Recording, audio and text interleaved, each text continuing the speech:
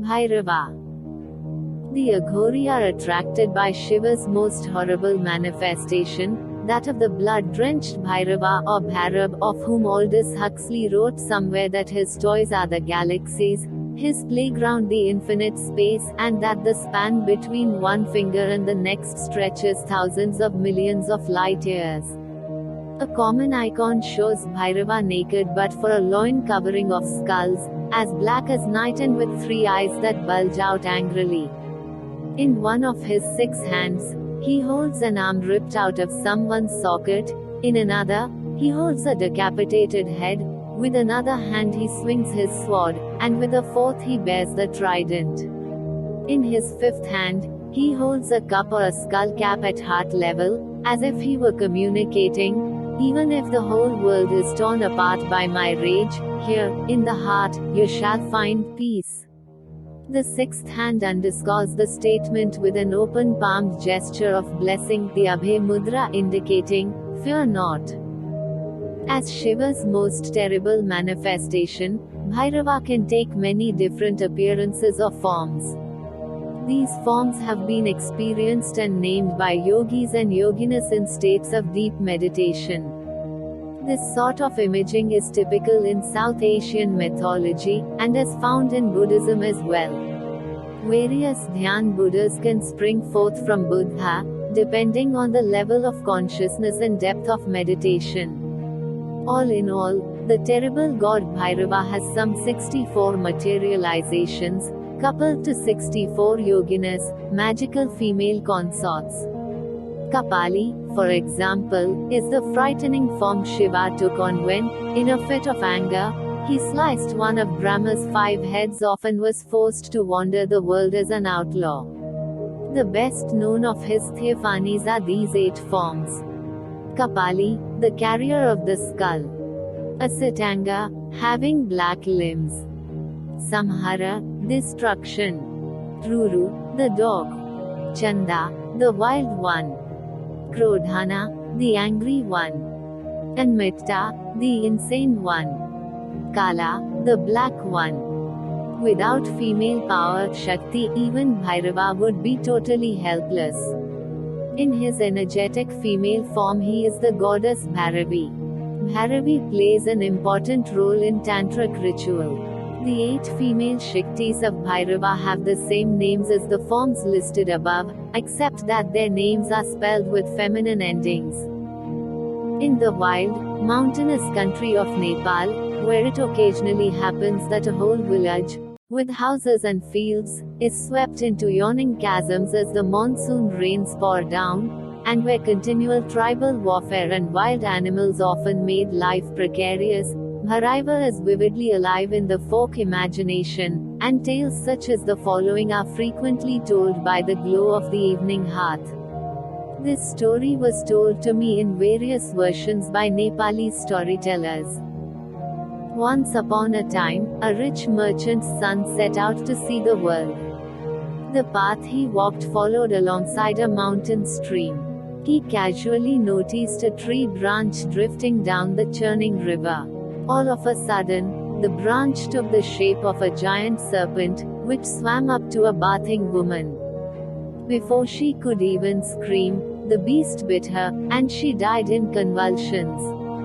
Then the reptile took on the shape of a floating branch again. I must be tired, the young man thought, rubbing his disbelieving eyes and continuing his journey. After a little while, the drifting tree limb once again changed its form. This time it turned into an ogre, which climbed ashore, swallowed 3 of the fattest water buffalo grazing there, and returned to the river to continue floating as an ordinary branch. The young merchant was now frightened out of his wits but, at the same time, immensely curious. Suddenly, just as they were passing a herd of pasturing sheep, the branch changed into a flesh-eating pisacha. In an instant it devoured the whole herd, including the shepherd. The sound of a waterfall thundering into a deep canyon interrupted the uneasy musing of the young traveler. Terrified and yet fascinated, he watched as the uncanny limb next turned into a wandering monk, smeared with ashes and wearing orange clothes. He took heart, let his steps catch up with the sadhu, and addressed him. I beg you kindly to forgive my inquisitiveness, but what I have witnessed is a sheer impossibility. Who are you? The sadhu stared at him. If you really want to know, close your eyes for a moment and you shall see. He did as he was told. When he lifted his lids, he was dazzled by a blinding light. Then he saw none other than Bhairava in his terrible glory towering in front of him. The poor lad nearly died of fright, but, again, he mustered his courage and asked, Great Lord, forgive my curiosity, but as I am traveling in far and distant lands, please tell me the outcome of my journey. The rope, in the form of a noose, will be placed around your neck and you shall be hung. At that, the apparition was gone. No one was there, neither a god, nor a sadhu, nor a branch. The merchant's son shook his head. It must be that I am fatigued. That's all. Anyway, I am decent and have never committed a crime, so why should my life end on the gallows? After many years traveling in foreign lands, he felt he had learned enough and started on his long homeward journey. One day, while walking through a dense forest, near a spring he came across a woman who was sobbing and weeping bitterly. Having compassion, he asked her, Can I help you? Kind sir, I am all alone in the world. I have no family left, no home, no money, and nothing to eat. My last possession is this diamond, which I could trade for food, but I am too weak to even move from this spot. Could you help me? Would you take this jewel to the next city and trade it for some rice, beans, and bread? The young man promised to help, took the gem, and hurried to the city. He could not have known that it had been robbed from the king's treasury a few days earlier. Guards seized him immediately and dragged him before the magistrate, who condemned him to death by hanging. Nobody believed his innocence, for when they looked for the woman at the spring, there was absolutely no one to be found. As the executioner placed the noose around his neck, the rope whispered to him, You might have forgotten the prophecy, but now it shall be fulfilled. With that, the young man knew that his fate was sealed. He saw it was useless to fight against God's inscrutable ways and went peacefully into death. Rudra and Odin. Comparing Rudra, the howler, to Odin, Wotan, the frenzied, we meet similar archetypal configurations that most likely have a common Eurasian origin. Rudra, the wild hunter, sweeping down the mountainsides with his storm and wind spirits, the Maruts, is really not much different from Odin and his wild hunt of fallen warriors, sorcerers, and wind spirits. To this day, in Central and Northern Europe, country folk associate the November storms with the passing of Wotan's hosts. They rattle at the doors and shutters and must be fed so that they might turn into grateful dead, and not horrible specters. The wild reveling of delirious crowds, high on drugs and possessed by ghouls and goblins, celebrating Shiva's night, Shivratri in India, in February, is in essence not different from the many fools' festivals, carnivals, masked dancers, and Mardi Gras that have survived even into Christianity in Europe and which are celebrated in the ritual calendar from late fall into early spring.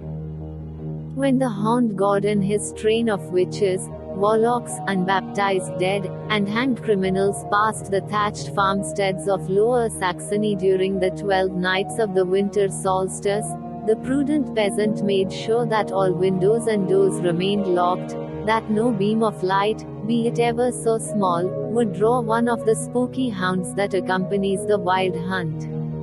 When the one-eyed hunter passes, he wants to hear no creaking cartwheels, no grinding millstones, neither the spinning wheel humming, nor the spindle turning. Woe to the household where this injunction is ignored. Wotan will send one of his dogs. For a whole year it will sit by the hearth if one does not sacrifice a cow, or at least a calf. The custom that no wheel may turn during a holy time or at a holy place has its parallel in Kathmandu Valley, Nepal. Here, out of respect for Shiva, who is worshipped here mainly as Pashupati, the lord of the animals, or as Bhairava, all the loads must be carried on the back. The wagons, carts, and cars one sees rolling through the streets belong exclusively to outsiders who are not natives of the valley. In the world of the ancient northern Europeans, the eight-spoked wheel of the year ground to a halt each winter solstice.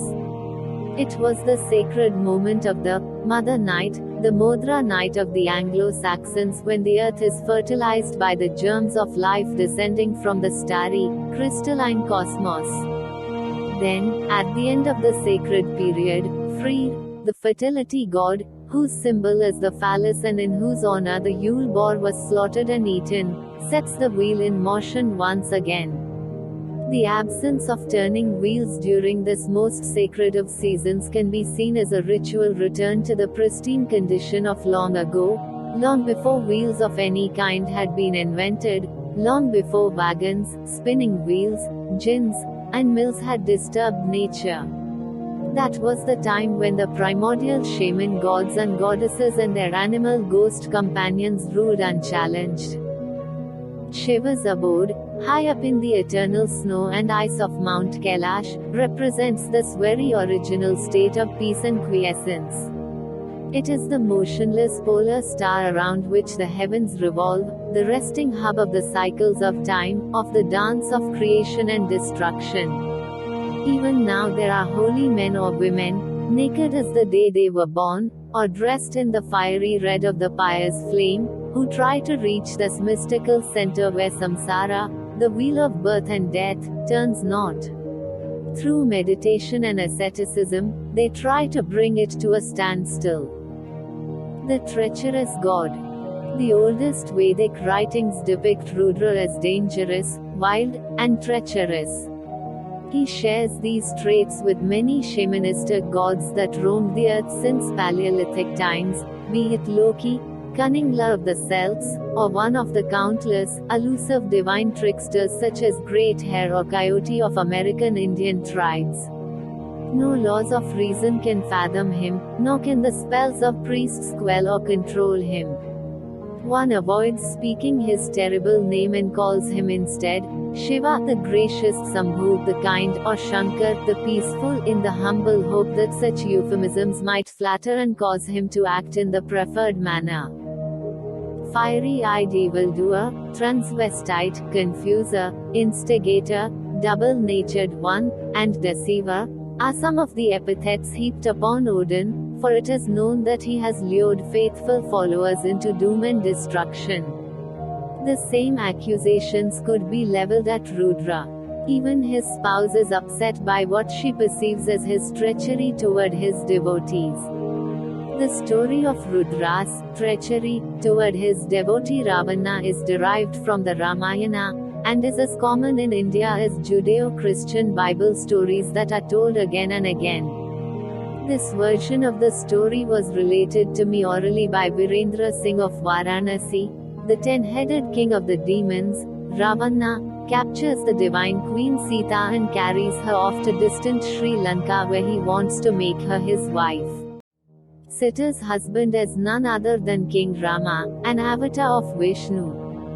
Rama sets out to free his queen with his brother and an army of allied monkeys but experiences one setback after another. The campaign is void of success because Ravana is an ardent devotee of Shiva. He has gained Shiva's favor through severe austerities and daily worship. Countless summers he sat in the blazing heat between fires, countless winters he stood motionless in icy waters, focusing his mind on his Lord, and during the monsoons, he practiced headstands by day and by night. King Rama and the other gods, frustrated in their effort to topple the demon, finally proceed to Shiva's mountainous throne to beg that he drop his devotee. Apparently without a second thought, Shiva grants their wish, saying, "On the 7th day of the big battle, he shall fall." Upon hearing this, Shiva's better half, Parvati, becomes angry. "How, pray tell, can you drop such a fervent devotee just like that? Have you no conscience? But, of course, your mind is decayed from all the hemp you smoke. What is to be expected from one who dwells in ashes and dances on funeral pyres?" Shiva does not take this tongue-lashing sitting down, so the folktales of India tell us. "Ha, you are but a stupid woman who does not know a thing. Anyway, who are you to point a finger at me? Haven't you been killing giants and then intoxicating yourself with their blood? And what about wearing a garland of skulls? What normal woman would do such an atrocious thing?" Thus they argued violently for such a long time that the gods became afraid and had to calm their tempers with soothing songs and the pleasant smell of incense. Ravana's end came as foretold. On the 7th day, the Titan with 10 heads was killed on the battlefield. But there was nothing unjust about his death. All the fruits of his asceticism happened to have been used up just at that moment when the magic arrow, released from Rama's bow, struck him down. Chapter 4. God's virile member. Whoever lives his life without honoring the Lingam is truly poor, sinful and without luck. To honor this giver of joy is worth more than good works, fasting, pilgrimages, sacrifices, and other virtues. Shiva Purana. O son of Kunti! All creatures are born out of the infinite womb. But I am the Father. I bestow the seed. Bhagavad Gita. It is a common misconception that India is a quiet, meditative, phlegmatic country of silent gurus, gentle cows, and long-suffering peasant masses. Upon landing, this impression evaporates immediately. Freshly arrived tourists generally try to flee the noise and confusion by hiding away in their air-conditioned hotel rooms, if they do not go as far as booking the next flight out of this jungle of apparent confusion. India's streets are a psychedelic journey without LSD. They are a constant hustle and bustle, a clanging and clattering of sounds, sights, and smells, crowded with thronging folk, with vendors, rickshaws, cows, dogs, children, and vintage cars. On top of all this, every step of the way one is confronted by a multitude of gods and goddesses. For those coming from iconoclastic societies, it is a trial. They try in vain to hang on to their rationalistic or monotheistic straws afloat in the raging sea of idolatry. Deer-eyed, wide-hipped, buxom, multi-armed goddesses sit enthroned on bright pink lotuses or ride on some animal and smile down from the posters and placards plastering the walls. A vermilion red, pot-bellied, elephant-headed god sits above every doorway as a guardian. At merchant stands, perfumed smoke wafts upward toward the glossy prints of the goddess of fortune out of whose hands gold coins shower upon her devotees.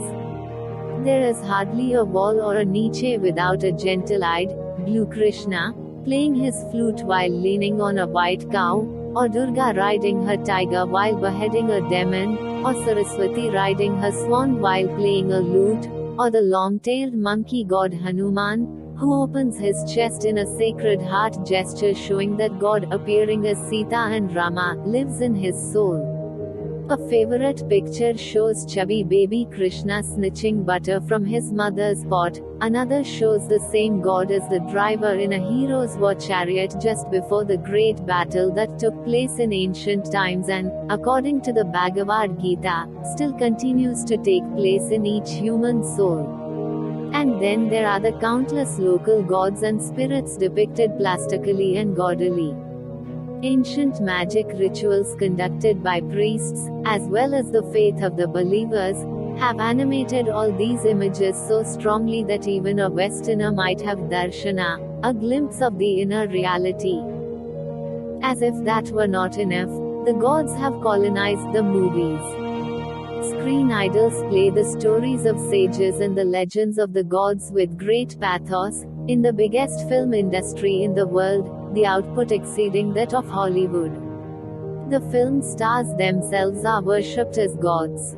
To the Western mind, using the divinity to guarantee the quality of one's products seems blasphemous. Remember what an uproar the Jesus genes of the Levi Strauss company caused. Not so in India. Shankar, Krishna, Durga, Devi are common for brand names or business names. Uma Shankar produces textiles. Krishna sells automobiles. Even India's most popular rock group from Calcutta, with charming Cecilia as the lead singer, is decked out with a name of divinity, Shiva. The band's name was deliberately chosen as a symbol of rebellion against restrictive traditions and a sign of the yearning of India's young bourgeoisie for the freedom they imagine exists in a modern consumer society. Shiva as a rock star. The overland trucks and lorries, honking non-stop in order to blast a path through the cows, peasants, and ox carts that stuff the streets, look like veritable temples on wheels. Mudguards and hoods, fenders and trunks are painted with eyes so that the machines might see. The insides as well as the outsides of the driver's cabin sport colorful Shankars. He gives calmness Durgas, she gives power Hanumans, the flying monkey god gives speed, and other gods. Barrel-chested, bearded, turbaned Sikhs, veterans of the Indian Army Motor Corps, who like to steady their nerves while driving by guzzling whiskey, paint their trunks with images of their guru, Nanak Singh. Muslims like to paint the mosques of Makkah or the Kaaba on their vehicles, while Christian drivers from Kerala display outrageously gaudy Jesuses, Marys, and Josephs on theirs. Not only idols and graven images crash one's gates of perception. The senses are also assaulted by a barrage of signs and symbols such as the swastika. For the Indians, it is a sun symbol, a sign of good luck. Sanskrit swasti equals well-being. It is the discus chakra of Vishnu in whose center he himself dwells, as the preserver of the universe. The forearms represent the four worlds, that of the gods, the human beings, the animals, and the demons, that eternally orbit the cosmic center. It is also the fiery wheel of the universe in whose center Shiva dances. For Westerners it has, of course, other associations. Young Germans nervously reach for their cigarettes when they see it. It reminds them of the hooked cross under whose banner their grandfathers ran amok all over Europe. An American teacher asked me nervously, "Are the Nazis trying to take over here?" Equally common is the pranava, the Sanskrit symbol of the Om Aam, the first sound vibrating out of the creative void.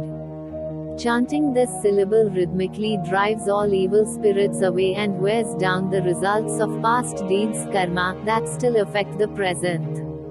The Om is the first syllable of all the holy mantras and powerful chants, such as the Om Namah Shivaya or the Om Shiva Maheshwara Mahadev by which God is invoked, or the Om Mani Padme Hum of the Buddhists.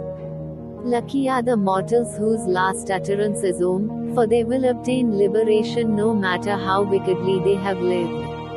Panava, the primordial sound, Om. Yet another omnipresent symbol gracing the national flag, the money, and the walls of buildings is the world-wheel Dharmachakra with its 8 spokes.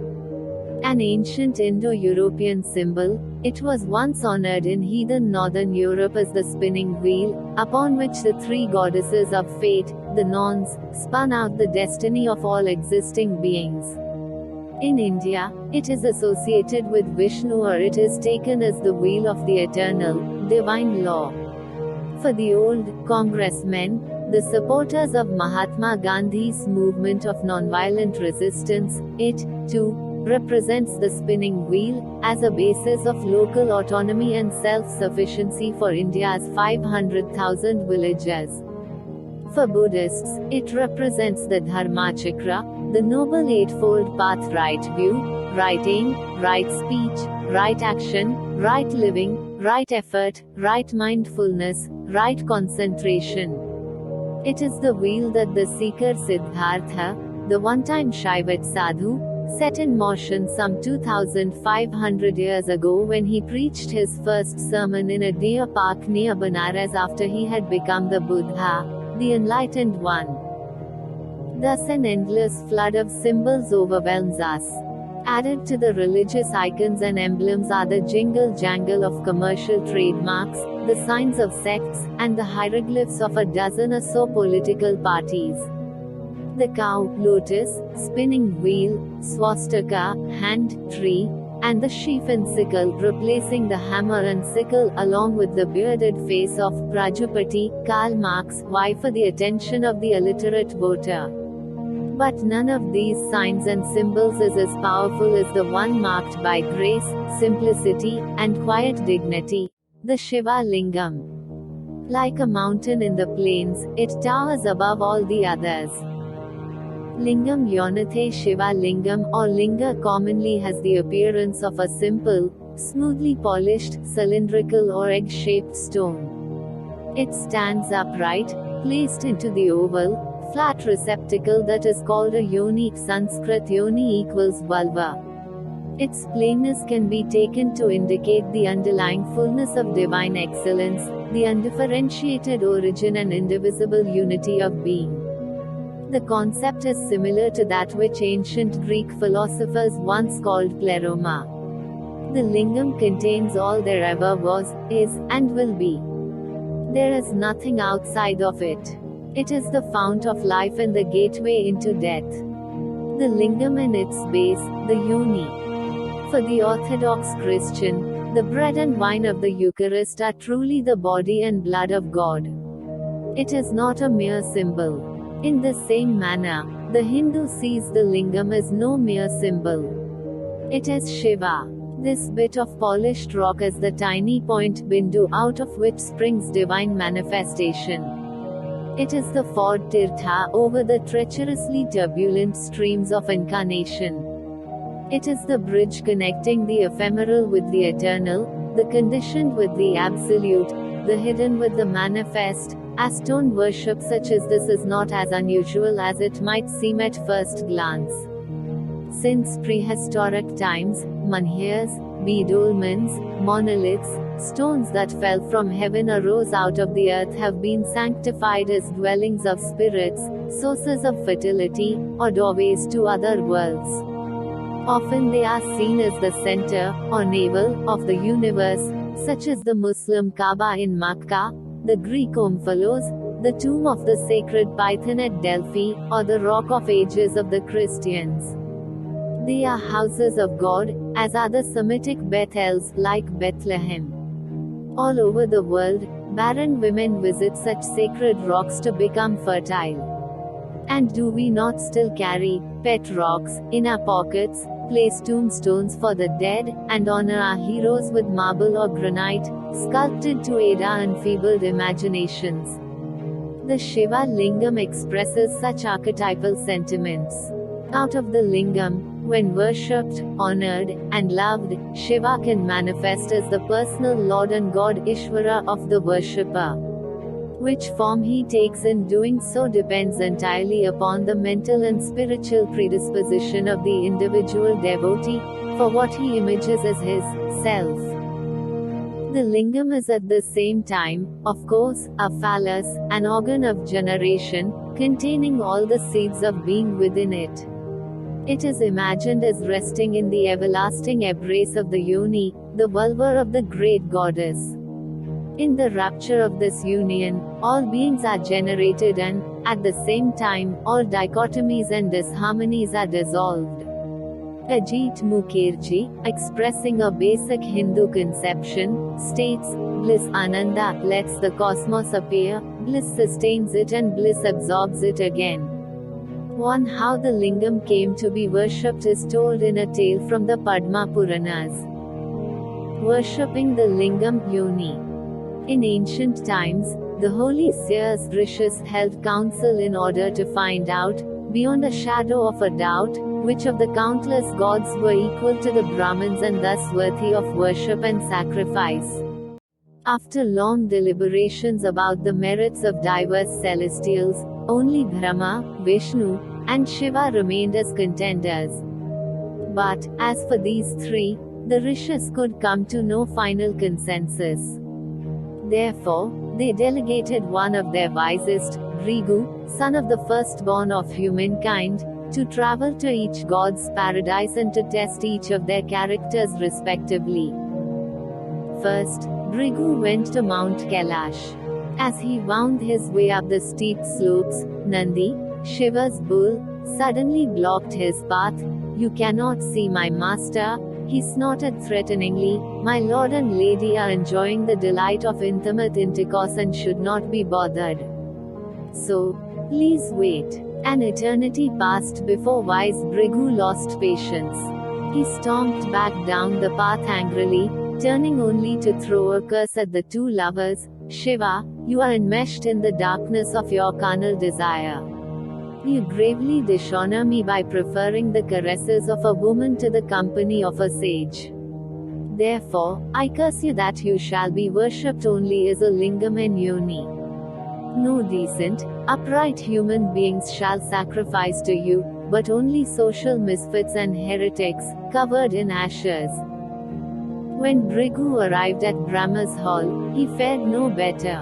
The creator of the universe sat basking in his radiant glory, enthroned among his creatures full of complacency and self-satisfaction, letting himself be worshipped and served. He did not even bother to acknowledge the irate sage at his doorstep. Finally, Bhrigu searched out Vishnu and found him fast asleep, floating in the primal ocean on the cosmic serpent, much like a vacationer on a holiday. "Bah!" grumbled the sage, as he delivered an angry kick at the breast of the sleeper. "This one is not worthy of worship, either." The swift kick awakened Vishnu. As good manners demand, he quickly touched the visitor's feet, rubbing them humbly while speaking salubrious words of welcome. Bhrigu was sufficiently flattered. On his return to the other rishis, he reported that only Vishnu was worthy of the honors accorded to a Brahmin. That this was a misjudgment, as far as Shiva was concerned, we shall find out later. The proposition that the Lingam holds within it all the beings and all the worlds is best illustrated by the following story of what happened to Shukra, Vayu's son. Sukra's path among the celestials is seen, to this day, as the movement of the planet Venus in the night sky. He inherited enough wisdom from his father to become the teacher guru of the Titans, and his advice was effective enough to leave the gods in dire straits. Indeed, the gods feared their doom and pleaded to Shiva to help them against Sukra's guile and trickery. Shiva heard their prayers and let his bull, Nandi, charge the guru of the demons. Like a lion pouncing on a frail deer, Nandi brought him to fall while Shiva picked him up like a breadcrumb, between forefinger and thumb, stuck him in his mouth, and swallowed him. As terrified Shukra slid into Shiva's stomach, he was overwhelmed. There, in front of his eyes, all the universes unfolded, all the heavens, seas, and underworlds became visible. There were the Adityas, the 12 heavenly gods of the seasons, the Vasas, those 8 lords of the elements, who accompany the thunderbolt carrying Indra, all the Ganas, the heavenly hosts, and the Yakshas, those nature spirits attending Kubera, the god of all the wealth hidden underneath the earth. Shukra witnessed the generate, beastly human beings, the Kimpurusas and the corpse-devouring Pisachas, as well as the Apsarisas, those most lovely heavenly nymphs and elf-like dancers. He saw the Gandharvas, those angelic, divine musicians who nourished themselves on the fragrance of flowers. All beings were there, the rishis and common folk, the creatures that live in the air and those that live on the ground, the cows, the ants, worms, trees, bushes, herbs, the creatures that swim and those that run, those that blink their eyes and those that do not, those on 2 legs, on 4, 6, 8, and those with 1,000 legs. Shukra, the guru of the demons. The vision so overwhelmed him that he spontaneously burst into songs of praise. Hail, the fulfiller of wishes. Hail Hara, seizer of souls, carrier of all virtues, giver of life, protector of the world. Thou great ape, devourer of time, mover of all. Honor to thee, three-eyed one. O Baba, see O Shankara, O husband of Uma, rider of clouds, dweller in the cave, lover of cremations, carrier of the trident, lord of the animals, master of the cows, ash-covered one, highest Lord, thine is the honor and the glory. On and on he sang, pleasing Shiva tremendously, causing him to smile. Well, you moon of the Bhargavas, you have become my son. You may leave my belly, by way of my penis. For this reason, you shall be called Shukra semen. At this, Shukra popped back into the external world. He made his obeisance to the Lord, rejoined his army of titans and led them with renewed vigor against the gods. This story clearly illustrates that Shiva is not only the god of gods, but of the demons as well. He embodies the primal oneness, before the world divided itself into the divine and demonic forces. The Lingam is everywhere. Countless Lingams fill the universes. There are gigantic ones, such as the world mountain or the heavenly vault, whose associated Yoni is the earth or the sea. There are minute Lingams, as small as the grains of sand. Every pebble in Kashi, Banaras is considered to be a Lingam. There are those molded by the hands of humans, the rishis, or the gods, and those that formed themselves, Swayambhu Lingam. There are those that last for eternity and those made for the moment, kneaded of rice or wheat dough at a festival, or made of mud or sand while bathing at the riverbank.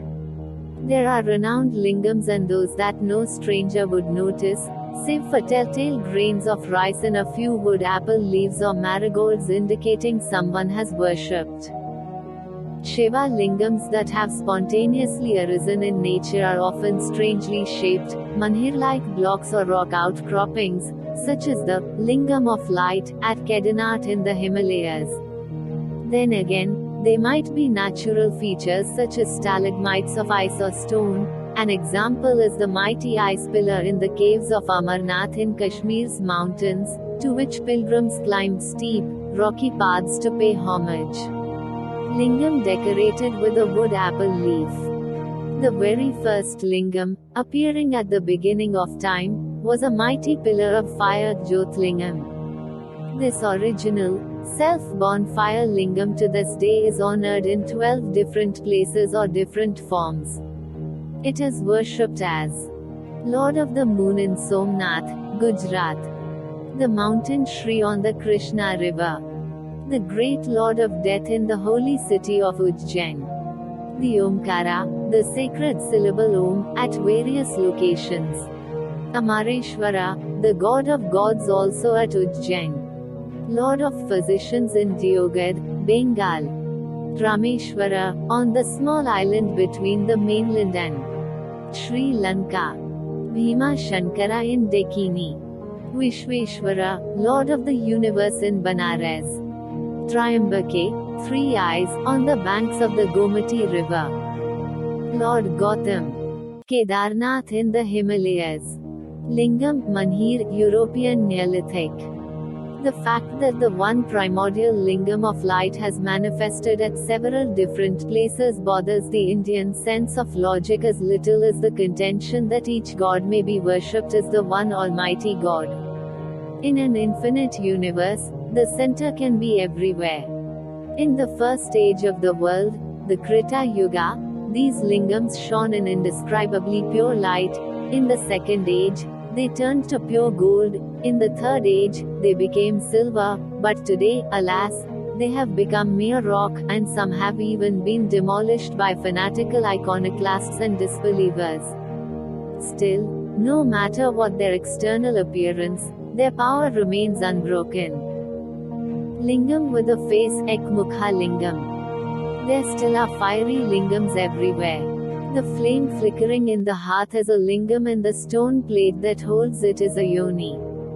The brass oil lamp, which Kerala's Kathakali dancers place on the stage and worship before each performance, indicates Shiva's presence in the form of a fire lingam. The fire of life's energy, burning in the body, can also be considered a lingam. The energy centers it penetrates the chakras are its yonis.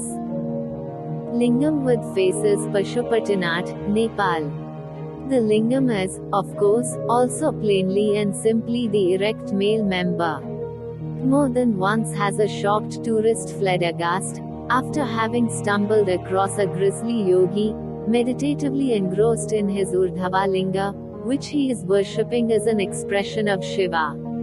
Until recently, the Maharaja of Patala paraded through the streets at an annual festival dressed only in a diamond chest harness, displaying his upright member.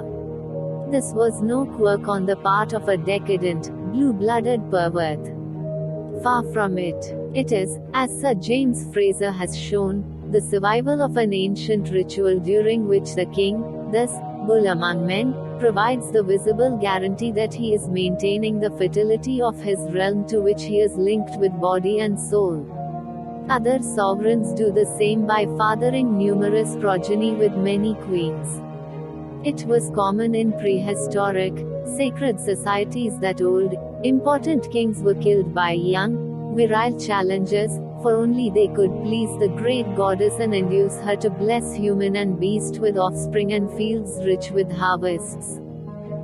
Ordinarily, the stone lingam is devoid of any embellishment since it is meant to be a bridge to the contemplation of God in his formless, void essence, without characteristics projected upon him. Yet sometimes a cobra, the sign of awakened Shakti power, is shown winding its way up the shaft. Sometimes 4 or 5 faces are sculpted into the shaft, one for each direction and a final one looking toward the zenith. Each face represents an aspect of God. The first face beams out the forces of creation, Srishti. The second indicates preservation, Sthiti, of what has been created. A third, terrible visage, invokes destruction, Samhara, and an equally sinister countenance betokens the concealment, Tirubhava, between the cycles of creation and destruction. The fifth face, on top, addresses the devotee with its blessing, Anugraha. In Nepal, a smooth transition toward Buddhism lets the faces of meditating Buddhas appear on the shafts of the Shiva lingams. How Arjuna won his magic arrows. Arjuna is the noble archer we know from the Song of the Lord, Bhagavad Gita. During the long drawn-out war between rival kin groups, Arjuna realizes that he must have special magic arrows if the tide of battle is to turn in his favor. In order to obtain them, he makes a pilgrimage to a quiet, forested valley hidden in the Himalayas where he finds a cove of meditating yogis. To aid his meditation, he models a lingam out of clay and decorates it with fresh blossoms. Then, with undivided attention, he begins to chant the holy invocation Om Namah Shivaya. His meditation becomes so fervent that he heats up as though he were on fire. The trees around him turn yellow and lose their leaves, the grass smolders, causing the other meditators to wheeze and cough. His ardent effort bothers them so much that the holy men leave for Mount Kailash to beg the Lord that he might satisfy Arjuna's wishes, whatever they may be. This Shiva promises to do, but first he would test the warrior's character to see if he is worthy of such a gift. Shiva, then, takes on the appearance of a swarthy, muscular chieftain of the Kiritas, those wild, widely feared mountaineers. Parvati, not wanting to miss the adventure, goes along as the Kirita queen, and the clamoring host of ghosts and goblins change themselves into Kirita ventures. Let us join them and see what happens. At the very moment the Kirita chief and his crowd of women enter the hallowed forest, a gigantic wild boar comes crashing through the thicket, grunting menacingly. The terrified hermits flee helter-skelter. Seeing through the swinish exterior, they recognize the demon Asura Mukha, coming once again to disrupt their contemplations. But no sooner has it appeared than two arrows whiz through the air, hitting the bristly beast simultaneously. Gurgling and hissing, the spirit of the nasty Asura leaves the dying body of the boar. The Kirita women clap their hands, shouting in chorus, "Bravo! Our great chieftain has slain the boar." "I beg your pardon," retorts Arjuna, "show off his skills. It is I who killed the boar." The sinister headman fixes the young hero with a cold stare, saying, "Listen, stranger. These women speak the truth. Your arrow hit a boar that was already dead." Soon an argument flares up that becomes ever more heated until Arjuna, fired by righteous wrath, picks up his bow to strike down the impudent mountaineer. The arrow fails its mark, for the Kirita shoots it in two as it flies through the air. Arjuna empties his quiver, but none of his arrows strike their target.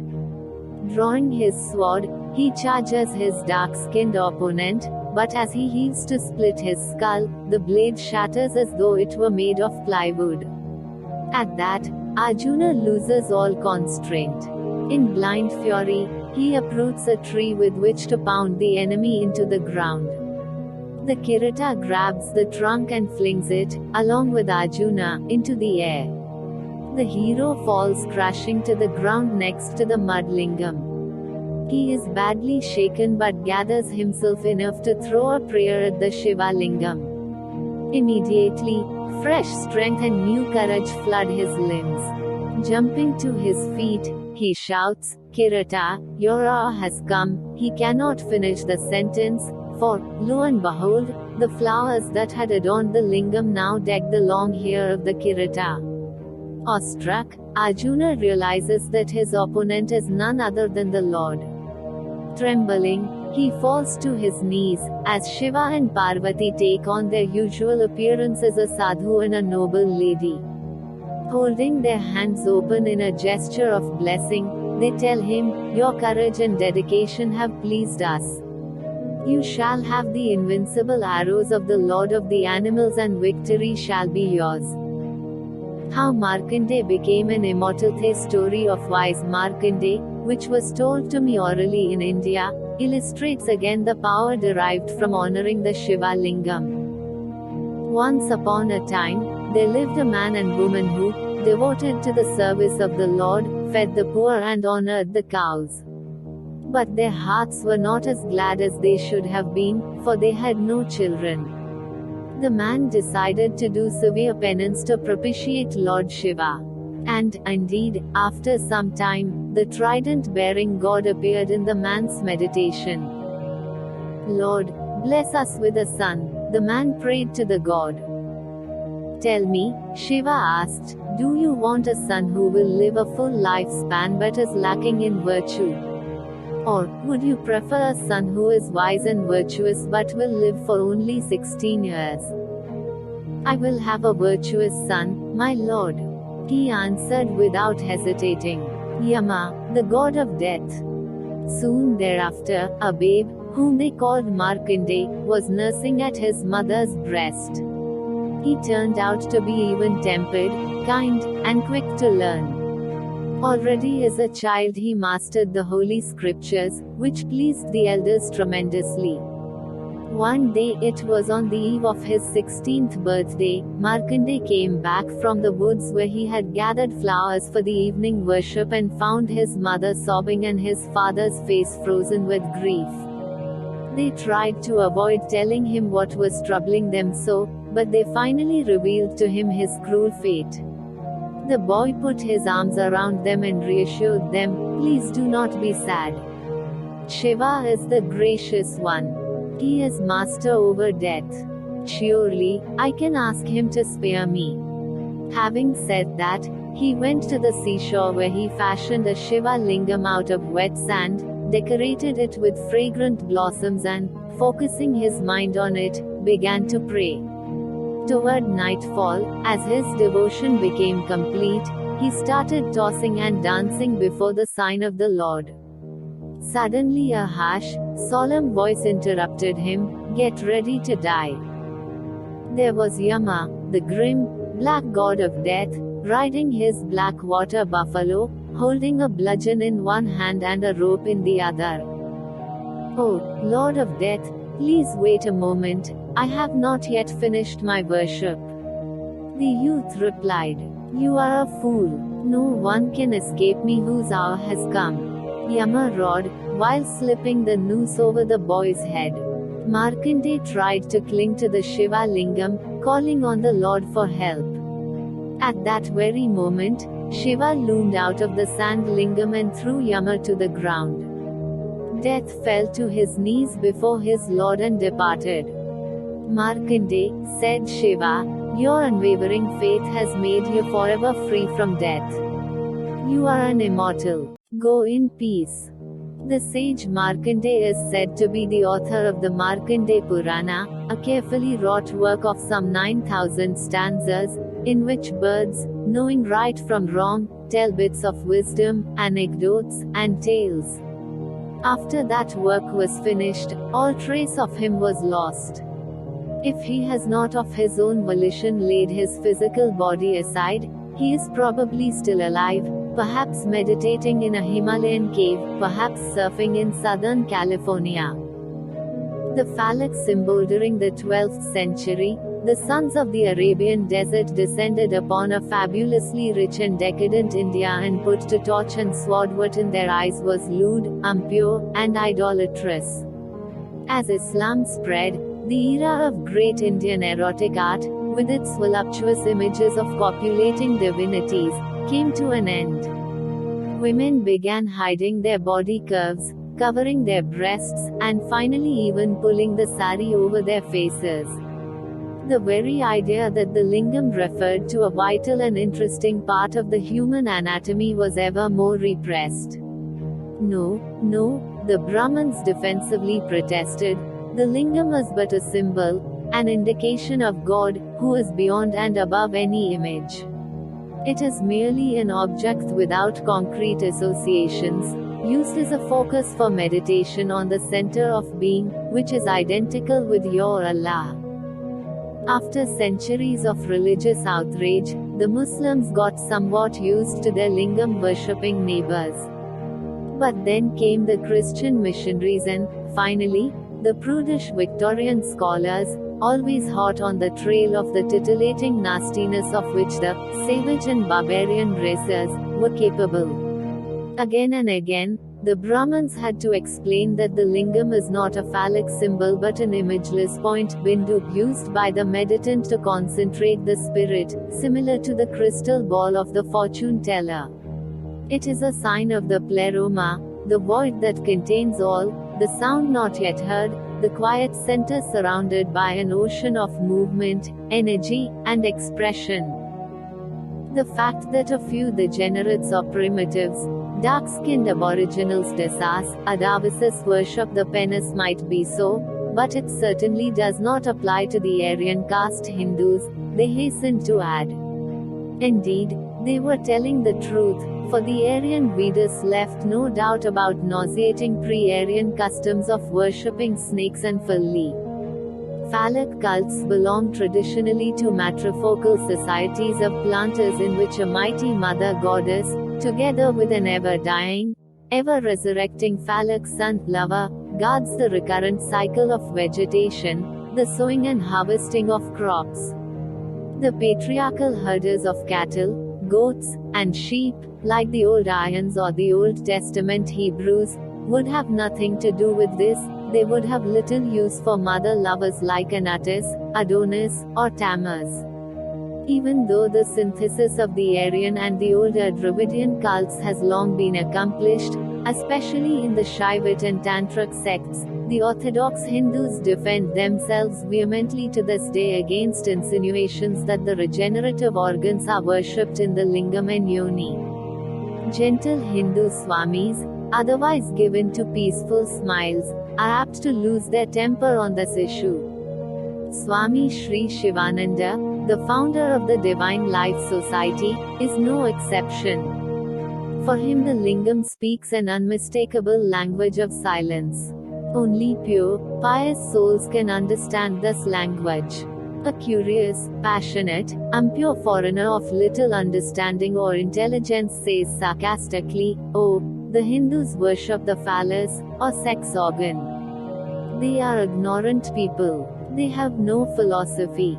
When a foreigner tries to learn Tamil or Hindustani languages, he first tries to pick up some vulgar words. This is his curious nature. Even so, the curious foreigner tries to find out some defects in the worship of symbol. To the conflict between the rather Puritan Aryan Brahmins and the followers of an indigenous, archaic Phallic god has been going on for a long time. The Sanskrit Puranas tell the following story. Once upon a time, there dwelt a group of pious and devout hermits hidden deeply in the forests of the mountainous north. They lived together with their wives in chastity, spending their time praising and worshipping God. Their pride grew as their meditation became deeper and their vows more resolute. Then one day, a handsome, naked youth appeared among the pines, dancing ecstatically, holding his stiff member in his hands and making suggestive movements. It was Shiva. He had come to make his pious devotees laugh, to make them merry and happy. However, they were not only shocked but also thoroughly repulsed by such a lewd display. The love-starved wives of the penitents could not help being fascinated by the beautiful Phallic man. Secretly their hearts beat double time at the thought of being ravished by him. Their husbands noticed this, and it poured the oil of jealousy into the fire of antipathy. Their outrage swelled to a terrible curse. "Your vile actions are unheard of. You violate the commandments of the holy Vedas. May your phallus drop off." The curse of those who have practiced long and arduous austerities never fails its mark. Immediately Shiva's lingam fell from his body, catching on fire as it fell. It fell through all three worlds, heaven, earth, and underworld, wreaking flaming havoc. The entire creation threatened to conflagrate. Terrified gods and rishis hastened to Brahma, the wise creator, to ask what could be done. As always, the grandfather of all creation knew the right advice. Shiva's penis must be quieted. Go to Parvati, the beautiful daughter of the mountain. Sing to this goddess the songs that old custom prescribes. Draw water from a sacred ford at the river. Then place the water jug, along with some kusha grass and barley corns, into a magic circle mandala decorated with 8 kinds of flower petals. Chant spells, mantras over the water jar. Sing on, without stopping, until the goddess appears in the form of a vulva. The roaming fire penis will find cooling relief in the vulva's moist embrace. Once it has come to rest, sprinkle it with more cool water and bind it faster with more spells. Honor the lingam with flowers, with the smoke of sandalwood, perfume, and sweet spices. Praise the Lord with songs and musical instruments, with bows and prostrations. Finally, to conclude the rite, call to the Lord, "Hail thee, Lord of gods, who bringeth peace and happiness to the world. Thou, Creator, Preserver, and Destroyer, have mercy. Rest thou here, who are beyond the Om, who art the core of all. Be at peace, great Lord, protect all the worlds." The gods and seers completed this for the sake of the world's dharma. After the roaming fiery penis found rest in the Yoni, both Shiva and Parvati were content. This was the first time that the Lingam Puja, the worship of the Lingam, was celebrated, as it is performed to this day in countless temples and homes. The Swamis tell us that as long as people go on worshipping the Lingam, peace and happiness will prevail in the three worlds. The pillar of fire Shiva Purana tells us that the Lingam was honored the very first time long before there were gods and rishis. 3 It was before creation began. Vishnu, in whom the universe rests between cosmic manifestations, awakened from his sleep. He stretched, yawned, and looked with the light of 100,000 suns, which shone from his eyes, into the void of the primal chaos. Nothing existed but the glory of his being. But, suddenly, he became aware of someone else. There was a golden-hued god with 5 heads, surrounded by a radiant aura, shining like 100,000 suns. The holy Vedas sounded out of his luminous center. How is this possible? Puzzled the perplexed Vishnu, not realizing that the other one arose from his very own navel. I am the only one. Who are you? The other replied like an echo, I am the only one. Who are you? Vishnu as a boar.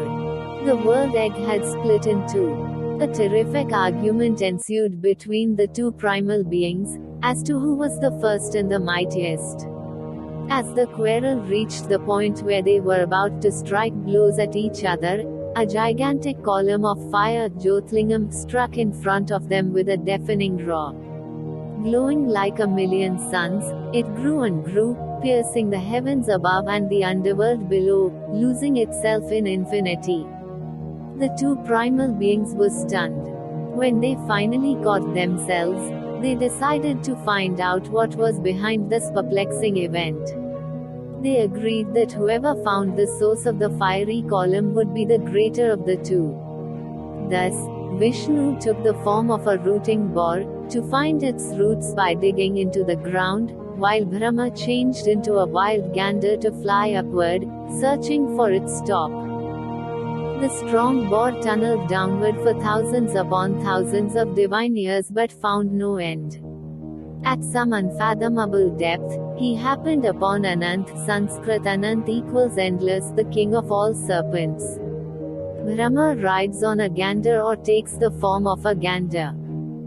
Give up your quest, the endless snake advised the exhausted digger, for the blazing pillar is a manifestation of Shiva, who has neither root nor crown. Vishnu conceded his defeat and surfaced. In the meantime, Brahma had flown upward for many eons without finding even a hint of a top.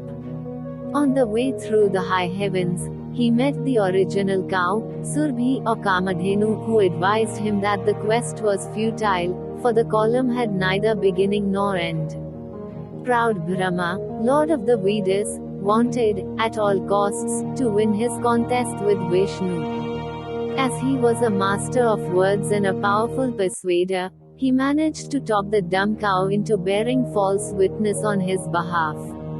Hesitatingly, she agreed to say that she saw the gander land on top of the mysterious column. He also talked 3 little plants, the century plant, the bandhuk, and the red flowering hibiscus, which they met on their way, into supporting his deceitful claim. When he met Vishnu again, Brahma lost no time in boasting of his success. The flowers nodded their heads in agreement. So did the cow, but as she had a bad conscience, she denied it at the same time by shaking her tail. At that moment, Shiva Mahadev stepped out of the fiery lingam and put an end to the squabbling. Since thou hast spoken the truth, he declared, turning to Vishnu, thou shalt be worshipped even as I am worshipped. Turning to the Creator, he said, but thou, Brahma, since thou hast lied, thou art not worthy of worship. The cow, of course, was forgiven for her weakness. But the 3 plants may not be used, even to this day, to decorate Shiva's lingam. Whoever absent-mindedly does so is bound for hell. Having set things straight, the gracious Lord promised to let the infinite lingam of fire become so small that human beings might worship it also. Opinions differ as to where this original fiery lingam, reduced to manageable size, is to be found on the earth. Most believe it to be in shiny Kashi, Benares. But the Nepalis insist it pierced the universe at no other place than the Kathmandu Valley, precisely in the holy district of the Lord of the Animals, Pasupatinat. The Tamils of southern India show it must have been at the holy mountain of Arunachala. Then again, it is said that everyone who earnestly searches for this lingam will find it, not in some far-off place, but very close to his home. Ram and Lakshmi worshipping the lingam. The foregoing story is, no doubt, a favorite of the Shaivats, the followers of the three-eyed god. In their view, the Holy Trinity, Brahma the creator, Vishnu the sustainer, Shiva the destroyer, is itself an expression of an all-encompassing Super Shiva. The Vaishnavas, on the other hand, claim with equal unerring confidence that Vishnu is the one and only God of gods, while all other gods, including the Trident bearer, are but partial aspects. Thus both Shiva and Vishnu are equally worshipped. Brahma, the hapless creator, has no temples nor offerings provided to him. In the usual representations of the Lingam Yoni, all three aspects of the one are present. The base, or lower, square Graha represents the four-headed Brahma. The rounder middle part Vishnu Bhaga represents the feminine. Chapter 5. Shankar, the yogi on the mountain. Being in Samadhi. In the state of supreme bliss that arises from ceaseless yoga. His knowledge free from constraint. He meditates constantly. Within himself upon himself. Umapati Sivacarya. Tamil poet, 14th century. The ever so fine ethereal images witnessed by the seer, as he delves meditatively into the hidden springs of being, become eventually transformed into the imagery of wise sayings, fairy tales, legends, songs, and dances. The seer's fellow human beings, who are enmeshed in their many daily cares and worries, in their work and duties, will be able to understand such images and allegories. They will be food for their souls and spirits. In return, they will free the seer from the obligation of labor, gladly filling his bowl with some cooked rice, and will address him respectfully as Babaji, Honorable Father, or Swamiji, Honorable Teacher. The seer's images and words accompany the people through the day and into sleep, guide them through the seasons, through sickness and health, and, finally one day, over the threshold of death. The most moving and most profound visions make up the spiritual treasure of a people. They are guarded with great care. Artists represent them and writers fix them on paper and embellish them. Whole troops of priests and teachers busy themselves to cultivate and propagate, display and worship such visionary images, for they are religion. Latin religare equals to tie back, to reconnect. They tie us back to the source. They are upheld and honored in regular rituals. Sacred, venerated images, icons, are an integral part of religious cultus. For the common people, they become keys unlocking the innermost chambers of one's soul. Religious icons have little to do with the whim and fancy of so-called creative artists. Rather, they are the careful rendering of a truly spiritual vision. The reproduction of the vision has to be correct to the minutest detail. It is far too sacred to allow for much speculation and extrapolation, which would render it important and lessen its magical effect on the psyche. Present-day visitors to India, leaving their niche in consumer's paradise elsewhere for a few weeks, are first of all shocked at what they perceive as depressing poverty, filth, and crass superstitions that assault them. If they can overcome their mass media conditioning and prejudices and open their eyes, they will see an immensely rich land. Indeed, they might suddenly feel, psychologically speaking, like poor beggars who have stumbled into the jeweled palace of a Maharaja. They will find themselves in an ancient treasure house of the most colorful images, of inexhaustible folklore, endlessly rich in narrative, mysterious customs, and breathtaking song, dance, and opulent festivals. It is abundance beyond the measure of anyone's comprehension, constantly reminding the soul of its own hidden wealth and its birthright as a citizen of a spiritual universe. The icons of Shiva that help to focus the mind and lead the soul in contemplation are many. But 3 of them are the most common. First, there is the icon of Shankara, the peaceful ascetic, sunk deeply into meditation, his body covered with ashes as he sits in a snowy mountainous landscape. Then, in contrast, there is Nataraj, dancing in the midst of a ring of fire, drumming the beat of life with his hand drum. A third icon shows Shiva and Parvati with their children in an idyllic scene placed in the mountains in the spring.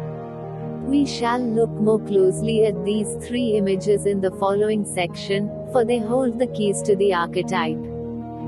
Shankara is the lord of the mountains. Girisha Shiva Shankar sits motionless in deep contemplation of the universe, which is his inner dream. The skin of his strong body is as white as the snows on the icy peaks of Mount Kailash, where he camps. He is the embodiment of complete peace and quiet.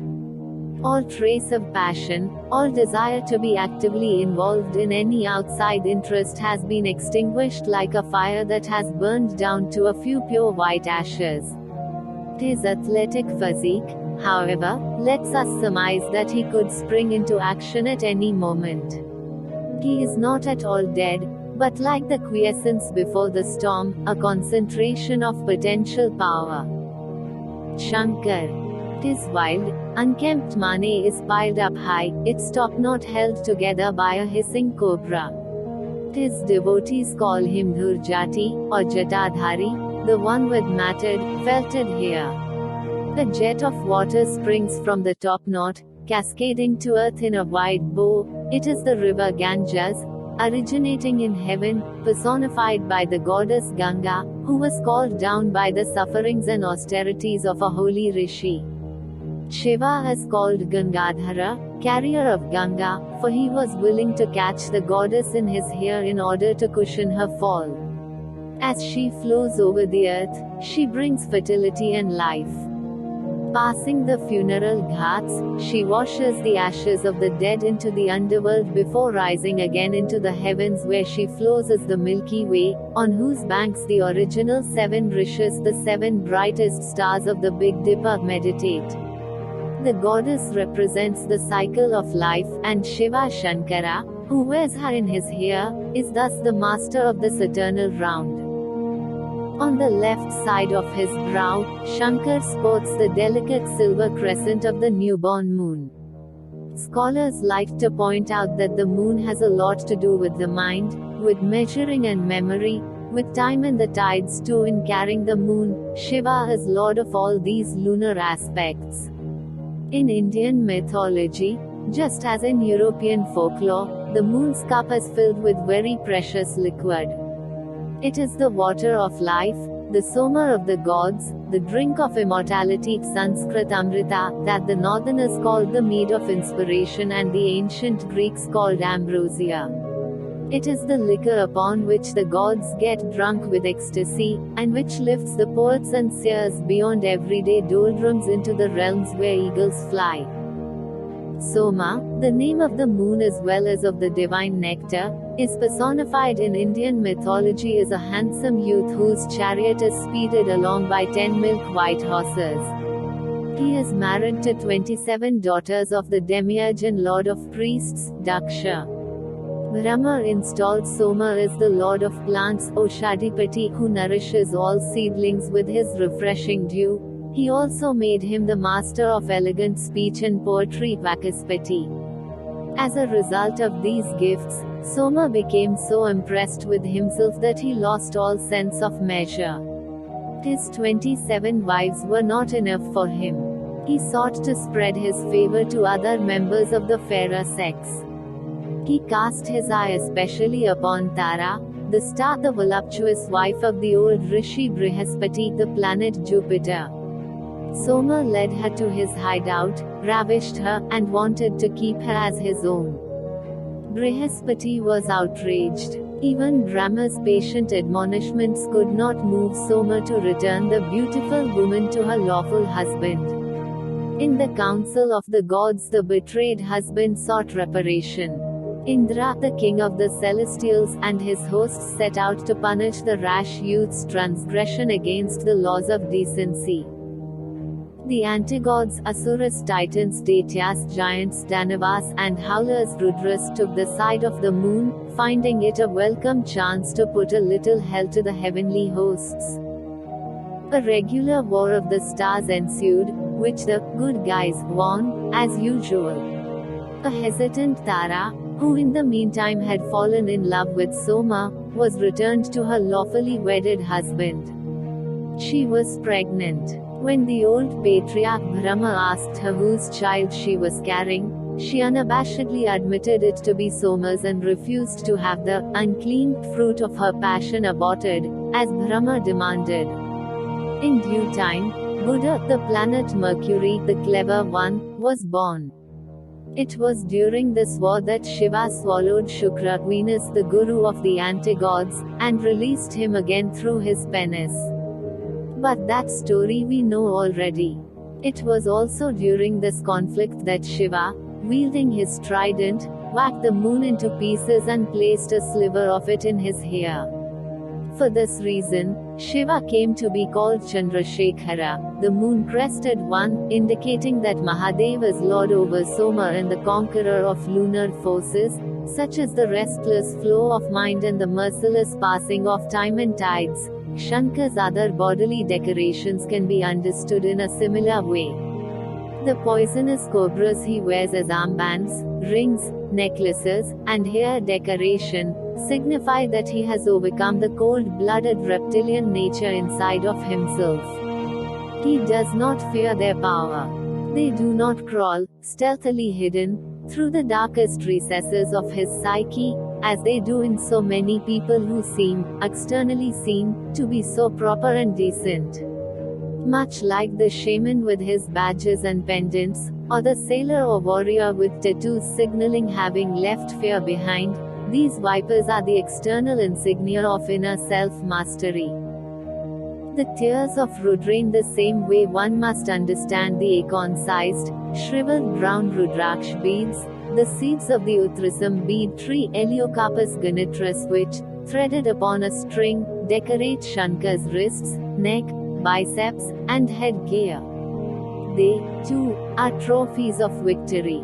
In his feminine appearance as the pitch-black, bloodthirsty Kali, he lops off the heads of demons, lets them dry and shrink much as the Jivaro headhunter's sanses, or shrunken heads, and strings them up as the beads of his rosary. With his garland of shrunken demon skulls, he is Kapamalan, the carrier of a necklace of skulls.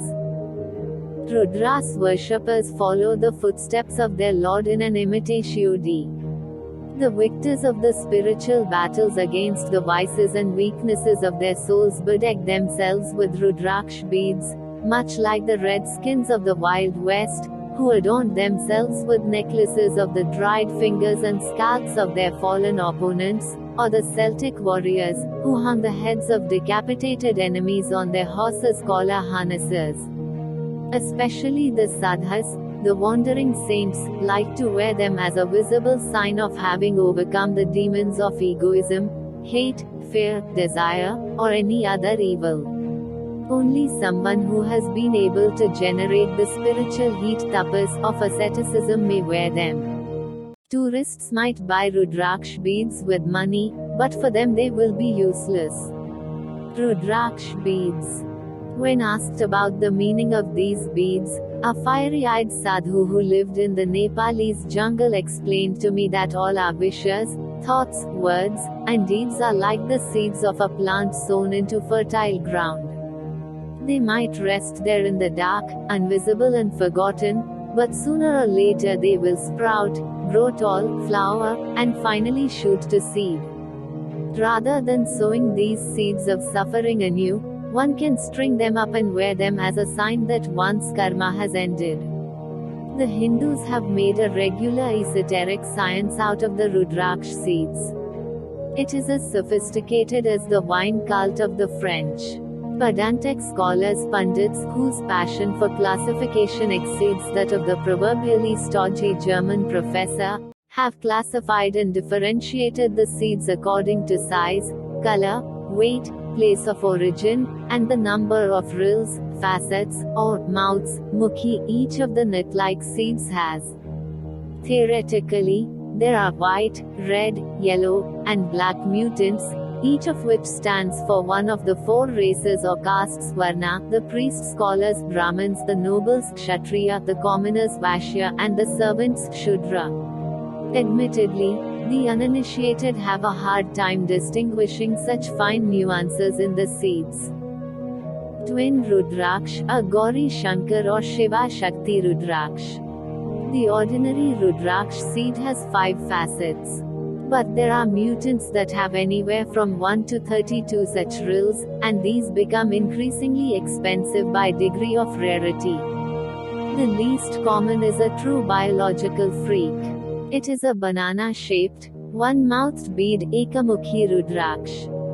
It is so expensive that it is set in gold. Folklore has it that a tree does not bring forth just one such rare bead, but always 3 at a time. When ripened out, one of these shoots directly into heaven, one sinks into the earth, and some chosen believer finds the third. The king of Nepal supposedly has several such one-mouthed beads in his treasure chest.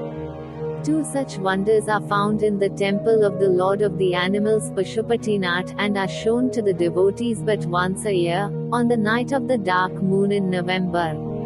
A single meeting darshana with a one-rilled Rudraksh seed suffices to free the soul from all its sins. 1 Rudraksh beads with various numbered faces. A 2-faceted Rudraksh seed is called Shiva Shakti and promises its owner the fulfillment of all wishes. One with 3 furrows is named Brahma Vishnu Mahesh, and it bestows intelligence and wealth.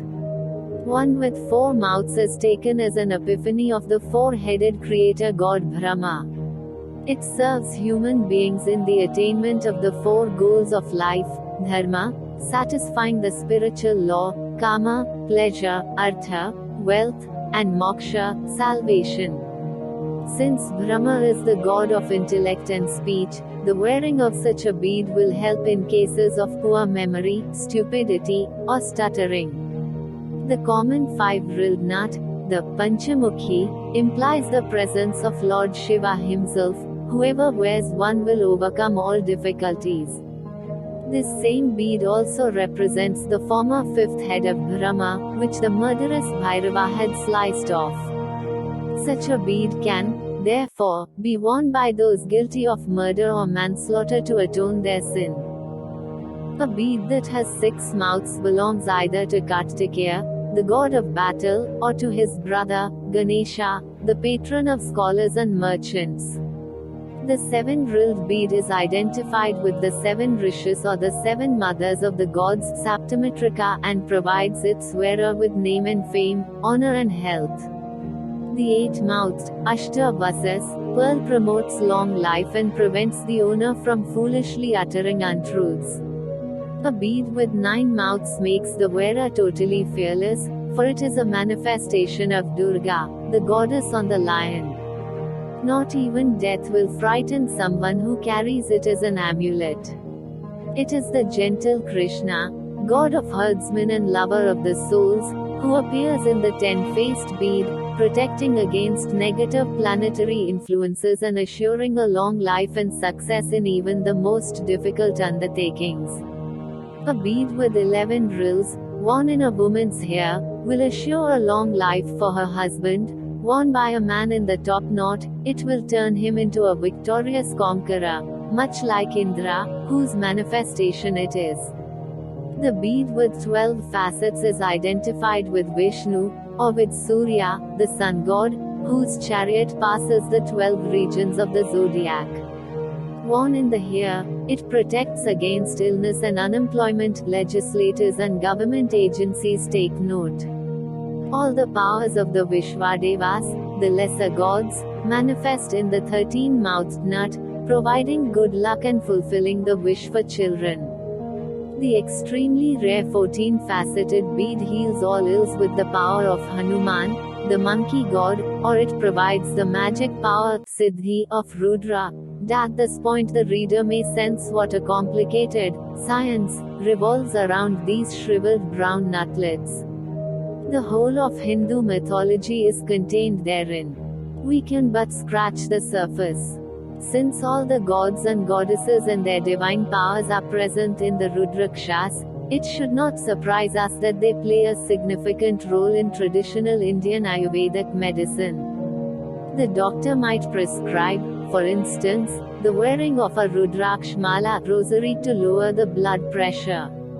Anyone who knows the power of psychosomatic medicine will appreciate the effect. A 10-faceted bead might be pulverized and taken in milk in case of influenza.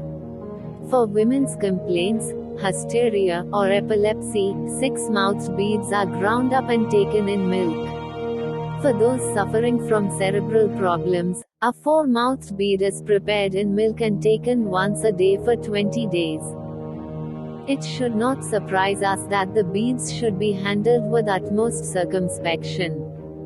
They must be strung on an auspicious red, silver, or even golden thread, not any ordinary string. They must be dedicated by touching them to a Shiva Lingam, by chanting mantras over them, bathing them in milk or Ganges water, and, finally, rubbing them with costly, scented oils so that the gods may take residence in them and unfold their demon-banning powers. Whoever deigns to wear such a mala bead necklace must abstain from eating meat, fish, eggs, onions, and garlic, all of which fire up the passions. If one does not obey these injunctions, not only will the beads lose their potency, they might actually turn into a negative harmful force for the wearer. Each day hymns should be sung to them and, occasionally, they should be bathed and oiled anew, for they are alive with a life of their own. There are even strict rules as to where and how one must wear them. The Shiva Purana decrees that 3 are to be worn in the top knot, 6 on each arm, and 101 around the neck, 11 on each wrist, 3 on the holy thread, and 5 around the waist. Of course, there are a number of such systems, but it would take us far beyond the scope of this book to list more. Commonly, one sees the Rudraksh beads worn as a garland of 108 pearls, or much more seldom even 1008, which the meditant can use to count off holy syllables or the number of breaths. A rosary should be worn at all times, but if not, at least at the changes of the moon.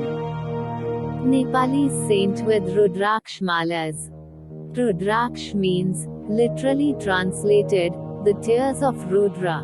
How Rudra came into the world is told in the Vishnu Purana. In the beginning of the sage cult, Brahma bore a son from his brow. The mind-born child was a 3-eyed boy, red and blue of color, who immediately started crying in angry fits. "Why are you howling like this?"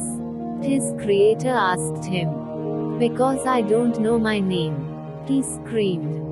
"Well, then," said Brahma, who could not think of anything better, "you shall be known as Rudra." Sanskrit Rud equals to cry or howl.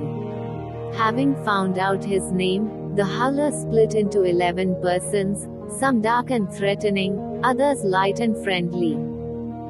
Rudra surrounded himself with wild wind spirits whose howling annoyed Indra, the king of heaven, so much that he yelled in exasperation, "Marodi!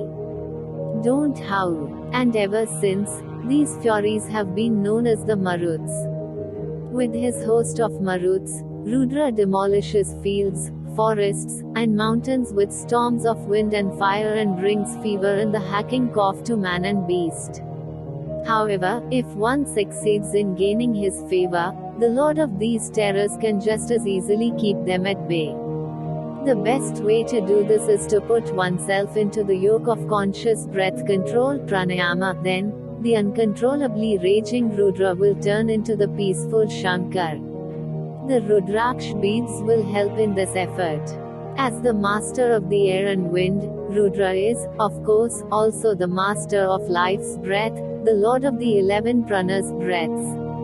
He can give and take away the breath of life, thus he is called the lord of those who breathe the living and those who do not breathe the dead.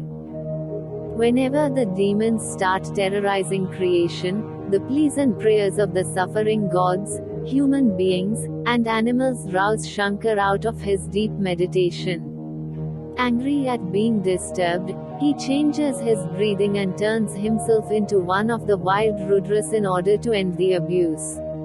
It is told that the Rudraksh beads are but the tears of joy Shiva shed when, after having demolished such demons, the gods and all creatures celebrated him full of loving thankfulness. The god clothed in air, silent god in the snow, is a Digambara, that is, he is stark naked, except when he wears, like Bhairava's Tarzan, the skin of a wild animal slung loosely around his loins. 2 Miserable fools alone laugh at the conduct of Lord Shiva, who tasteth the bliss of his own self, they by whom the carcass of a body, food for the dog and the wolf, is mistaken for the soul and pampered by adorning it with clothes, ornaments, garlands and pastes. They do not understand, but scoff at the strange ways and behavior of Lord Shiva, who knoweth and tasteth the bliss of his own self. Bhagavatam 4:5-13. Tiger skin and elephant hide, symbols of Shiva. Why should such an ascetic, who finds all he needs in his self, need to bother wearing clothes or cutting and combing his hair? On India's streets and in holy places, one still encounters Shankar's friends, who dress themselves in the winds, or in the 4 directions, and whose hair is a wild mass of matted, bleached tangles. These are not crazies, bums, or antisocials, as one might suspect. Quite a few of these naked babbas had been, in their younger years, pillars of society, successful businessmen, lawyers, doctors. It is taboo to ask them about their lives, and if one asks anyway, they will refuse to talk about it, for they are dead to their past. When he does not appear stark naked, Shankar might wear a tiger skin or an elephant hide. The latter belonged to Gajasura, a nasty demon who spent millions of years mortifying his flesh and torturing himself in order to gain spiritual power. At last Brahma deigned to listen to him and grant him his wish. What else would a demon wish for, but absolute power over the entire universe? As soon as his boon was granted, he humbled the king of the gods and drove the deities from their heavenly thrones. Then he went to Benares. There, in the form of a raging elephant demon, he delighted in molesting and ridiculing the rishis and silent munis, distracting them from their religious observances. Greatly disturbed, the saints hid behind the walls of the golden Vishwanath temple, which houses a self-manifested Shiva Lingam. Just as the elephant was about to crash into the sacred ground, an angry Rudra jumped out of the lingam. He hoisted the elephant demon into the air with his trident and made him dance on the 3 prongs until he dropped dead of exhaustion.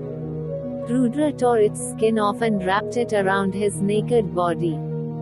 Garbed in the bloody hide as a sign of his victory over the demon of false pride, Shiva danced. Even now he dances this dance, swinging an elephant-rod Ankusha, like a mahout. He shows his mastery over the overpowering elephant nature in man's soul. Shiva sitting on a tiger skin. Many icons show Shankar meditating, sitting on a tiger skin. The head of the predatory feline is still attached and by no means dead. It fixes the devotee with a wide-awake, penetrating stare. The tiger, a man-killer, cruel and never satiated, kills just for the fun of it, at least, so it seems to the Indian peasant whose milk cow or even child has been mauled and killed by the jungle beast. As such, the tiger becomes a symbol of irrational hatred, insatiable hunger, and greed, which only Shiva can master. But it can also be taken as a picture of alert instincts that range the depths of the jungle of the soul, ready to pounce upon and devour the hapless ego that happens to venture into these realms. Shiva, our deeper self, is not to be approached with the ego. The Puranas tell that Shiva got a hold of the tiger's skin when he appeared as the Phallic youth to the Rishis' wives in the pine forest. Using spells and the powers of concentration, the husbands vented their hatred in the form of a tiger, directing it to kill the stranger. Shiva skinned it effortlessly with the nail of his little finger and used it as his sitting blanket. The third-eye Triambaka, the three-eyed one, is another one of Shiva's many names, for he sports a third eye in the middle of his brow. Fortunately for the world, this organ remains closed, for it is an eye of cosmic fire. Were it to open, its fiery beam would annihilate everything in its way. Once, during love play, Parvati teasingly held Shiva's eyes shut. The whole universe plunged into darkness, but at the same time, a third eye started to grow in the middle of his forehead. When he opened it, the world turned into a sea of fire. Parvati was stunned. After overcoming her shock, she started to sing and dance for her Lord. She did this in order that he might accompany her on his drum damaru, knowing that its sound would create the world anew. Indeed, as the Om sounded from the damaru, everything was restored. The third eye, a symbol of Shiva. There had been another time also when Shiva, whose here is the starry sky and whose two eyes are the sun and the moon, opened his eye of doom. Here is how that came about. Lord Brahma, brooding over the depth of his abysmal being at the beginning of time, beheld a most handsome youth and brought him into existence. You are Kama, the god of love, the creator told him. Your arrows shall excite passion in their victims' hearts and shall plunge all beings, from the tiniest bug to the mightiest god, into lust and heated desire. Kama, the Indian version of the Greek god Eros, immediately tested his power on his creator and, indeed, Brahma became obsessed with carnal desire for his creation, who stood there in front of him as his virginal daughter. Shiva, beholding Brahma, who was shaking like an aspen and sweating from all pores, started laughing heartily, ridiculing the grandfather for his incestuous longings. Brahma remedied his daunted dignity by cursing the god of desire. Though you have power over all, even over Shiva, one day the Lord of Fire will reduce you to cinders with his third eye. Insane Shiva with Uma's corpse. As foretold, Kama's arrow struck the heart of Shiva, the lone meditant. As a result, the great god's contemplation took the form of a woman, and Shiva, who is the self of the universe, forgot his self. He became obsessed by a longing for the great Maya, the mother of the universe. Her beauty entangled him completely. When the great goddess was born as the youngest daughter of Daksha, the chief of the Prajapatis, the mind-born sons of Brahma and co-creators, Shiva took her as his lover and wife. Daksha, however, was not happy with his wild, unkempt son-in-law. Uma, as the goddess was called, could not bear the insults her father, Daksha, constantly leveled at her husband. It grieved her so that in an act of final desperation, she threw herself into her father's sacrificial fire and burned herself alive. When Shiva heard of Uma's suicide, he was shattered. Pain and anger drove him out of his mind. He made shambles of his father-in-law's sacrificial grounds, burning everything with his third eye. Then, Clutching the charred remains of Uma to his chest, he danced a macabre dance with her, driven by mad rage. Again and again he kissed her lifeless body and washed it with his tears. The scene was so heart-rending that Vishnu, his friend, could stand it no longer.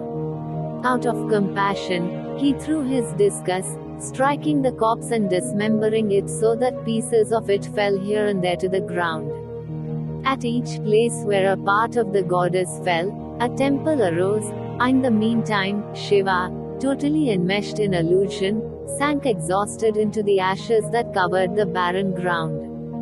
Then he wandered off as a madman with a crazed look in the eye and filthy, disheveled hair, driven by hunger and plagued by the elements. He finally came to rest in the rare air of the northern mountains and, sitting forsaken, sank ever deeper into stupor. His legs folded under him, his hands resting on his knees, and his eyes closed, he sat motionless like a rock.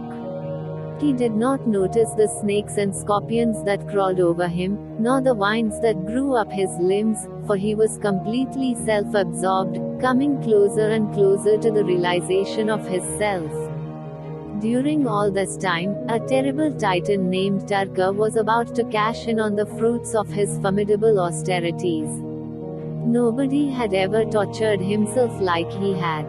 How could Brahma refuse him the boon of absolute mastery over the three worlds? Nobody would be able to topple him, for it was predicted that only a son of Shiva would have this power. But how could Shiva ever have a son? Shiva's wife was dead and Shiva himself had become a fool, last seen erring about in the wilderness. Untroubled by any qualms, the new master of the universe took pleasure in sadistically maltreating all creatures, humans and gods included. It looked bad for the celestials. Like deer, they were hunted in the forest or living in mud huts like wretched beggars. Compassionate Vishnu dismembering Uma's corpse with his discus. But as the wheel of time turned, Uma, Shiva's beloved, was reborn as Parvati, daughter of the king of the Himalayas, and his wife Mena, the finest of heavenly nymphs. Little Parvati grew like the waxing springtime moon, unexcelled in beauty and virtue. Absolutely no one would be able to resist her loveliness. Surely, if Shiva would but get a glimpse of her, he would not be able to resist her charms, and soon the Saviya, the destroyer of the Titan Tarka, would be engendered and born. That was the prophecy and the sole hope of the despairing gods. But Shiva was cold ashes, not even a spark was left that could ignite the necessary fire of passion. What could be done? The anxious gods assembled secretly. Grandfather Brahma, as always, knew what could be done. He called upon the god of love. Kama, your hour has come. Awaken the entranced meditant. Shoot your arrow of fragrant springtime blossoms straight into his cold heart. Arouse his yearning for the joys of lovemaking.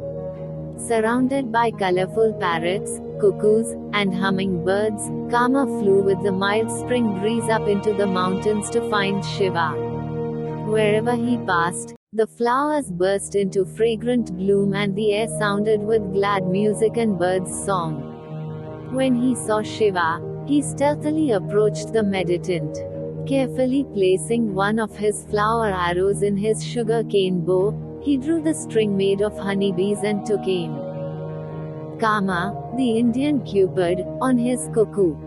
It so happened that, at that very moment, the lovely daughter of the mountain, Parvati, was about to lay some freshly picked flowers at the feet of her self-absorbed lord. A flower that touched his foot brought him out of his trance, and he beheld the maiden in front of him. As holy men are wont to do, he blessed her and foretold her the future. God bless you, sweet maiden. May you find the husband you desire. Just as he was about to sink once again into deep meditation, Kama's arrow whizzed toward his heart. In a flash of anger at having been thus disturbed, the ashen meditant opened his third eye and turned the rash love god, who had dared interrupt his meditation, into a pile of ashes. Thus, Shiva became known as Smarahara, the killer of Smara, Kama. The goddesses, and especially Riti, Kama's lovely female companion, cried in desperation, "What have you done?" Without desire, the bull will forsake the cow, the horse the mare and the bees the flowers. There will be no homes, no families, for men and women will not love each other. Society will collapse and life will be devoid of its very essence. Desire may be the cause of suffering, but it is also the reason behind joy. What is life without it? Riti's lamentations moved Shiva. He saw the wisdom in her words. I destroyed Kama's body, but not his spirit. Even so he will be able to shoot love's darts into everyone's heart. 3. Shiva tried to sink again into the contemplation of the self, but the image of that lovely damsel would not leave his mind. Some storytellers believe that it was at this point that Shiva, with the poison of erotic passion cruising in his veins, ran off into the pine forest where he became a satyr. Be that as it may, young Parvati still had a long time ahead of her until she could swoon in his arms. Shiva calmed down and continued his meditations. Her beauty could not budge him. Nothing she tried, no song, no dance nor tender look, could arouse his interest. Finally, she decided that, despite her tender youth and beauty, she too would become a meditant, covering her limbs with rough bark cloth and ashes and performing the hardest austerities. Later on, we will get to that part of the story. For now, let us try to understand this mysterious third eye a little better. The magic eye, either as a third eye on the forehead or a single eye like that of Odin, is a common theme in mythology. The old Irish Celts tell of the primitive giant Balor, whose evil eye wreaked havoc, fire, and death wherever its glance might fall. During battle, it was a formidable weapon, but its blade was so heavy that it took 4 warriors to lift it. Balor's cunning grandson, La, a shamanistic god who himself has a magic eye, shot the monster's eye out with his slingshot. The impact of La's missile was so powerful that it drove Balor's fiery eye through the back of his skull, destroying all the giants behind him with its baneful glance. The restlessly roving eye of Polyphemus, the Cyclops, which Odysseus pokes out, is another such magic eye. This one-eyed Cyclops is, interestingly enough, a son of the trident-carrying god of the sea, Poseidon, Latin Neptunus. Tibetan demon with open third eye. Rudolf Steiner, the Austrian philosopher of the occult, believes that whenever one or three-eyed characters appear in myth or fairy tale, reference is made to an ancient, atavistic mode of clairvoyant consciousness that dominated the human soul before a strong, rational ego had developed. It sent out ethereal sensors and perceived the environment in a dreamlike manner. It was the eye of Atlantean humanity of old, for in mythical symbols, the blinding of the Cyclops by Odysseus tells of the transition from a primitive, clairvoyant stage of human cognition to the more rational mind of modern humanity. Odysseus, as the representative of the modern Homo sapiens, no longer relies on dreamy, instinct-bound, magical awareness, but on a down-to-earth consciousness, based on clear external senses and logical reasoning. For human individuation to occur, it was necessary to destroy this atavistic faculty. Other occultists do not agree. On the contrary, they work hard, using various techniques, to regain this old magic faculty. For them, the third eye is symbolized by the horn of the unicorn, with which one can bore into the secrets of the universe. It is the carbuncle, that dark red precious stone that shines in the dark, lighting the way back to the hidden, lofty citadel for the Knights of the Holy Grail. It is deemed the organ of spiritual generation, penetrating and impregnating receptive minds. Medieval alchemists assigned this to externalize invisible organ to Jupiter, king of the gods. Located in the middle of the forehead, this Jupiter organ is the occult focal point of sovereignty and concentration of will. It is no coincidence that magicians and shamans often place the sun, moon, or an eye at this spot on their hats, or even that officers' caps sport shiny stars or bullseyes at this place. Yogis like to focus their concentration upon the center of ethereal energy in the middle of the forehead. It is thought of as a fiery world chakra, so hot that it is often smeared with cooling sandalwood paste. After worship puja, the priest is likely to place a dab tilak of red powder on this point. Since the Hindus do not like to leave anything to chance, they do not put the tilak just anywhere on the forehead, but exactly there, where this third eye, the center of intellectual discrimination, is sensed to be. The more thoroughly one has cleaned up old karmic entanglements and the closer one has moved to God, the lower this point will be on the forehead. For someone who is already holy, that is, who has already achieved samadhi, union with the ultimate reality, in this life, this point will have sunk to between the eyebrows. The myths of one-eyed cyclops and brutish giants like Balor contain racial memories of archaic, chthonic states of being before Promethean self-consciousness made us truly human. Polyphemus, the cannibalistic cave dweller, is the son of the earth-shaking ocean god and, as such, bound up with dark, chaotic elements. He is crude and ruled by blind, unreflecting instinct, like a cold-blooded reptile. Such myths reflect episodes of our immense journey through biological evolution. It is indeed true that ancestral fish and amphibians, which populated the seas and littoral swamps of the Mesozoic, were endowed with a light-sensitive organ, the pineal body protruding from the forehead and connected with the midbrain. This extra eye responded to changing external light conditions, causing a camouflaging skin effect, as in chameleons. It also served to register increasing light intensities of waxing moons and of the springtime sun, inducing increased egg and sperm production at these times. 5 In the course of further evolution, this protrusion of the old reptile brain retreated deeper into the skull. Even so, it still reacts, registering the input from the eyes to the changing rhythms of light and dark, and helps maintain our biological clock and our sexual biorhythms. Some scientists suspect that the increasingly earlier sexual maturity of youngsters began with the development of artificial illumination, which, for the old reptile brain, amounts to a continual full moon. The covert link of sexuality to this third eye is mirrored in the myth of Shiva's third eye, which destroys the god of erotic love. Shiva, as the god of the whole, has not destroyed his third, magic eye. Like other shamanistic deities, he has kept its awesome potential at his disposal. But, for the sake of his creatures, he mercifully keeps it shut. Only on that day when he desires to destroy the illusions that are the underpinnings of this world, will he open it and unleash an orgy of fiery destruction. 3 lines of Ishthe number 3, as we have noted, is the sign of wholeness and is associated with the highest divinity in all Indo-European cultures. Every curse or every spell must be repeated 3 times to work.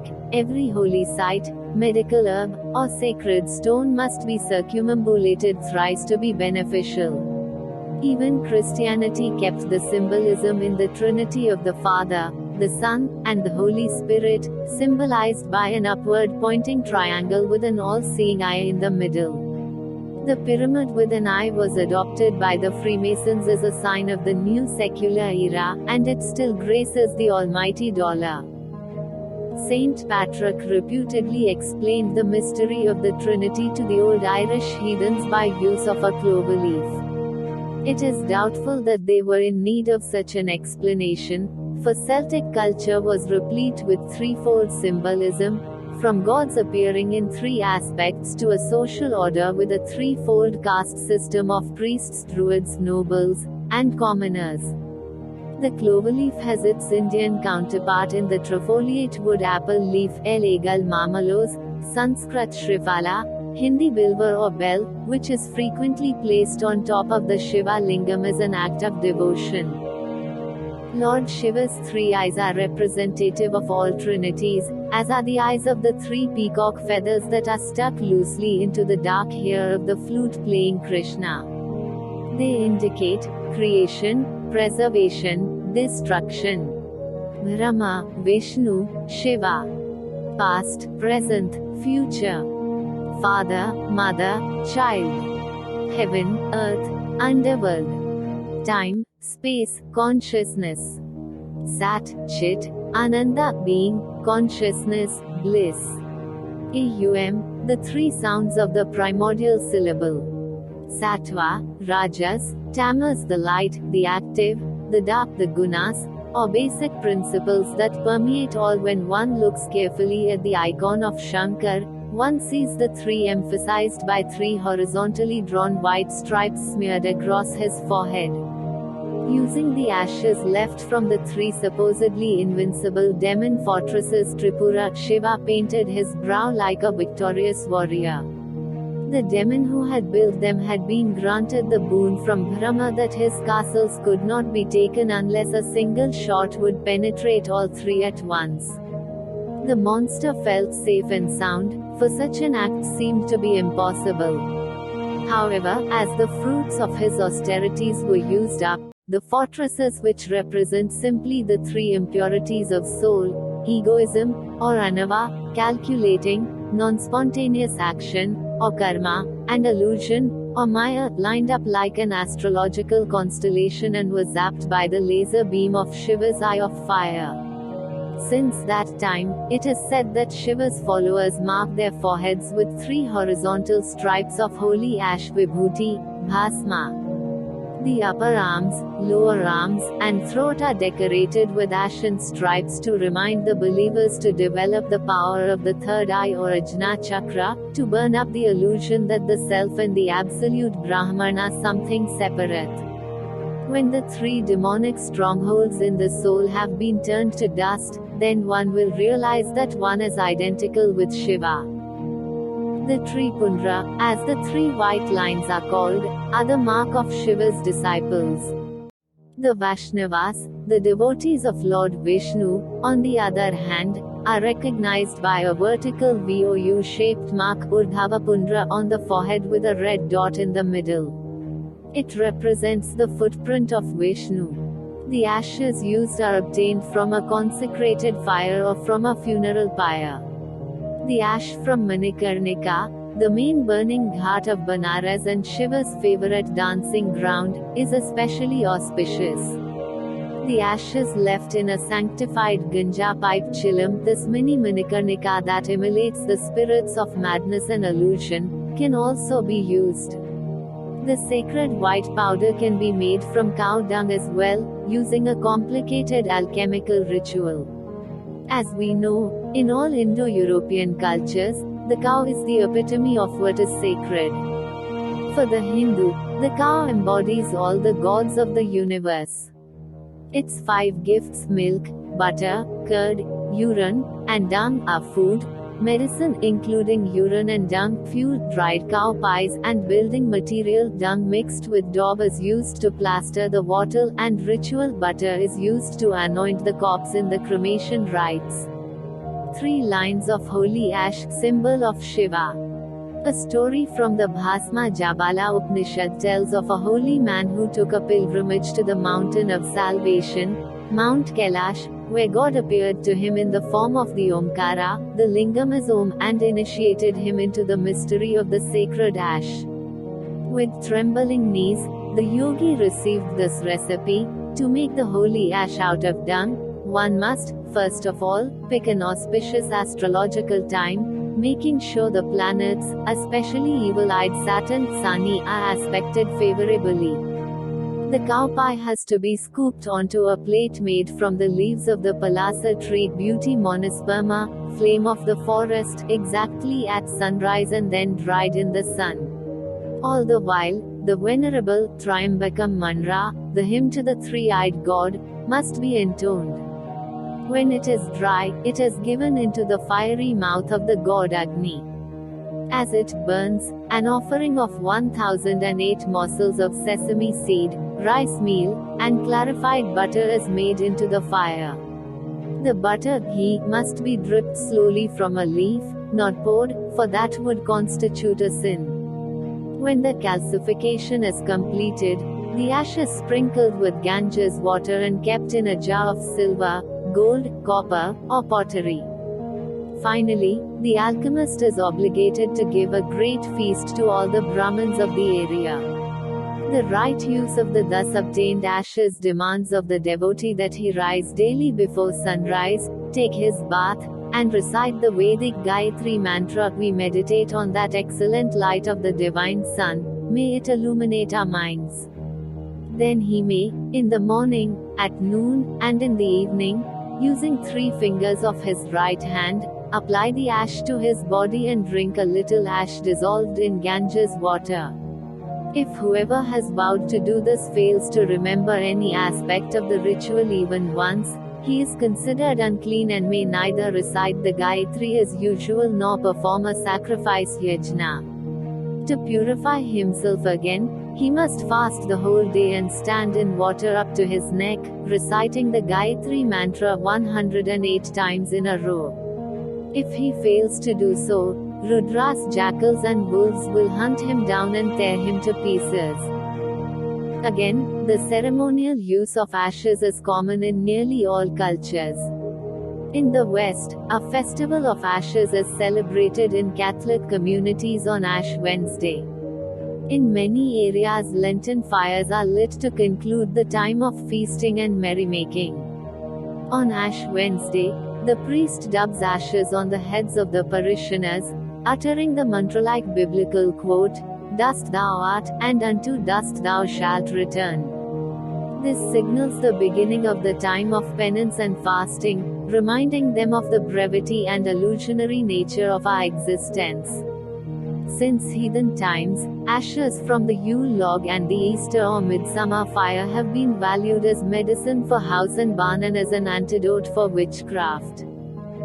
The blue neck covered as it is by stripes of ash, a winding cobra, and several Rudraksh garlands, one might not notice at first glance that Shankar's neck is of bright blue color. How he came to be called Nilakanta, the blue-necked one, is recounted in the frequently told story of the churning of the ocean of milk. One day, an ill-clothed sage named Durvasas, who was an emanation of Shiva, was walking down a forest path when a heavenly nymph gave him a sweet-scented garland. Its fragrance was so intoxicating that he danced with delight. Just then, Indra, the king of the gods, rode by on his elephant. To please the mighty thunderer, the sage gave him the precious garland, which Indra put on his elephant's neck. The rude Pakidam became drunk from the sweet smell, seized the wreath with his trunk, threw it to the ground, and trampled it. The sage, thinking that his gift had been slighted, became very angry and cursed the god, telling him that his might would wane and that he would be defeated by the demons. Not long after, the age-old battle flared up anew between the eternal antagonists, the gods and the demons. Things went from bad to worse for the hosts under the command of Indra. At the same time, Shukra, Venus, the guru of the demons, had found a powerful mantra, which, when chanted, raised the fallen Asuras and Daityas, demons and titans, back to life. As their ranks lightened, the gods soon found themselves hopelessly outnumbered. To stave off total disaster, old Brahma let the conches be sounded for an emergency council. Vishnu as a turtle Kuma. Only the water of life, the nectar of immortality Amrita, hidden deep in the ocean of milk, can save us from total disaster, He advised them, but our strength does not suffice to churn it out. It would take the combined efforts of ours and those of the demonic hordes. Let us make a truce with our enemies and have them help us. The truce was made. After some negotiating, the demon kings agreed to help, but only under the condition that they would receive half of the ambrosia, which gives eternal life. They then went to work churning the primordial waters, much as herdsmen churn milk to butter. They used Meru, the world mountain, as the churning stick.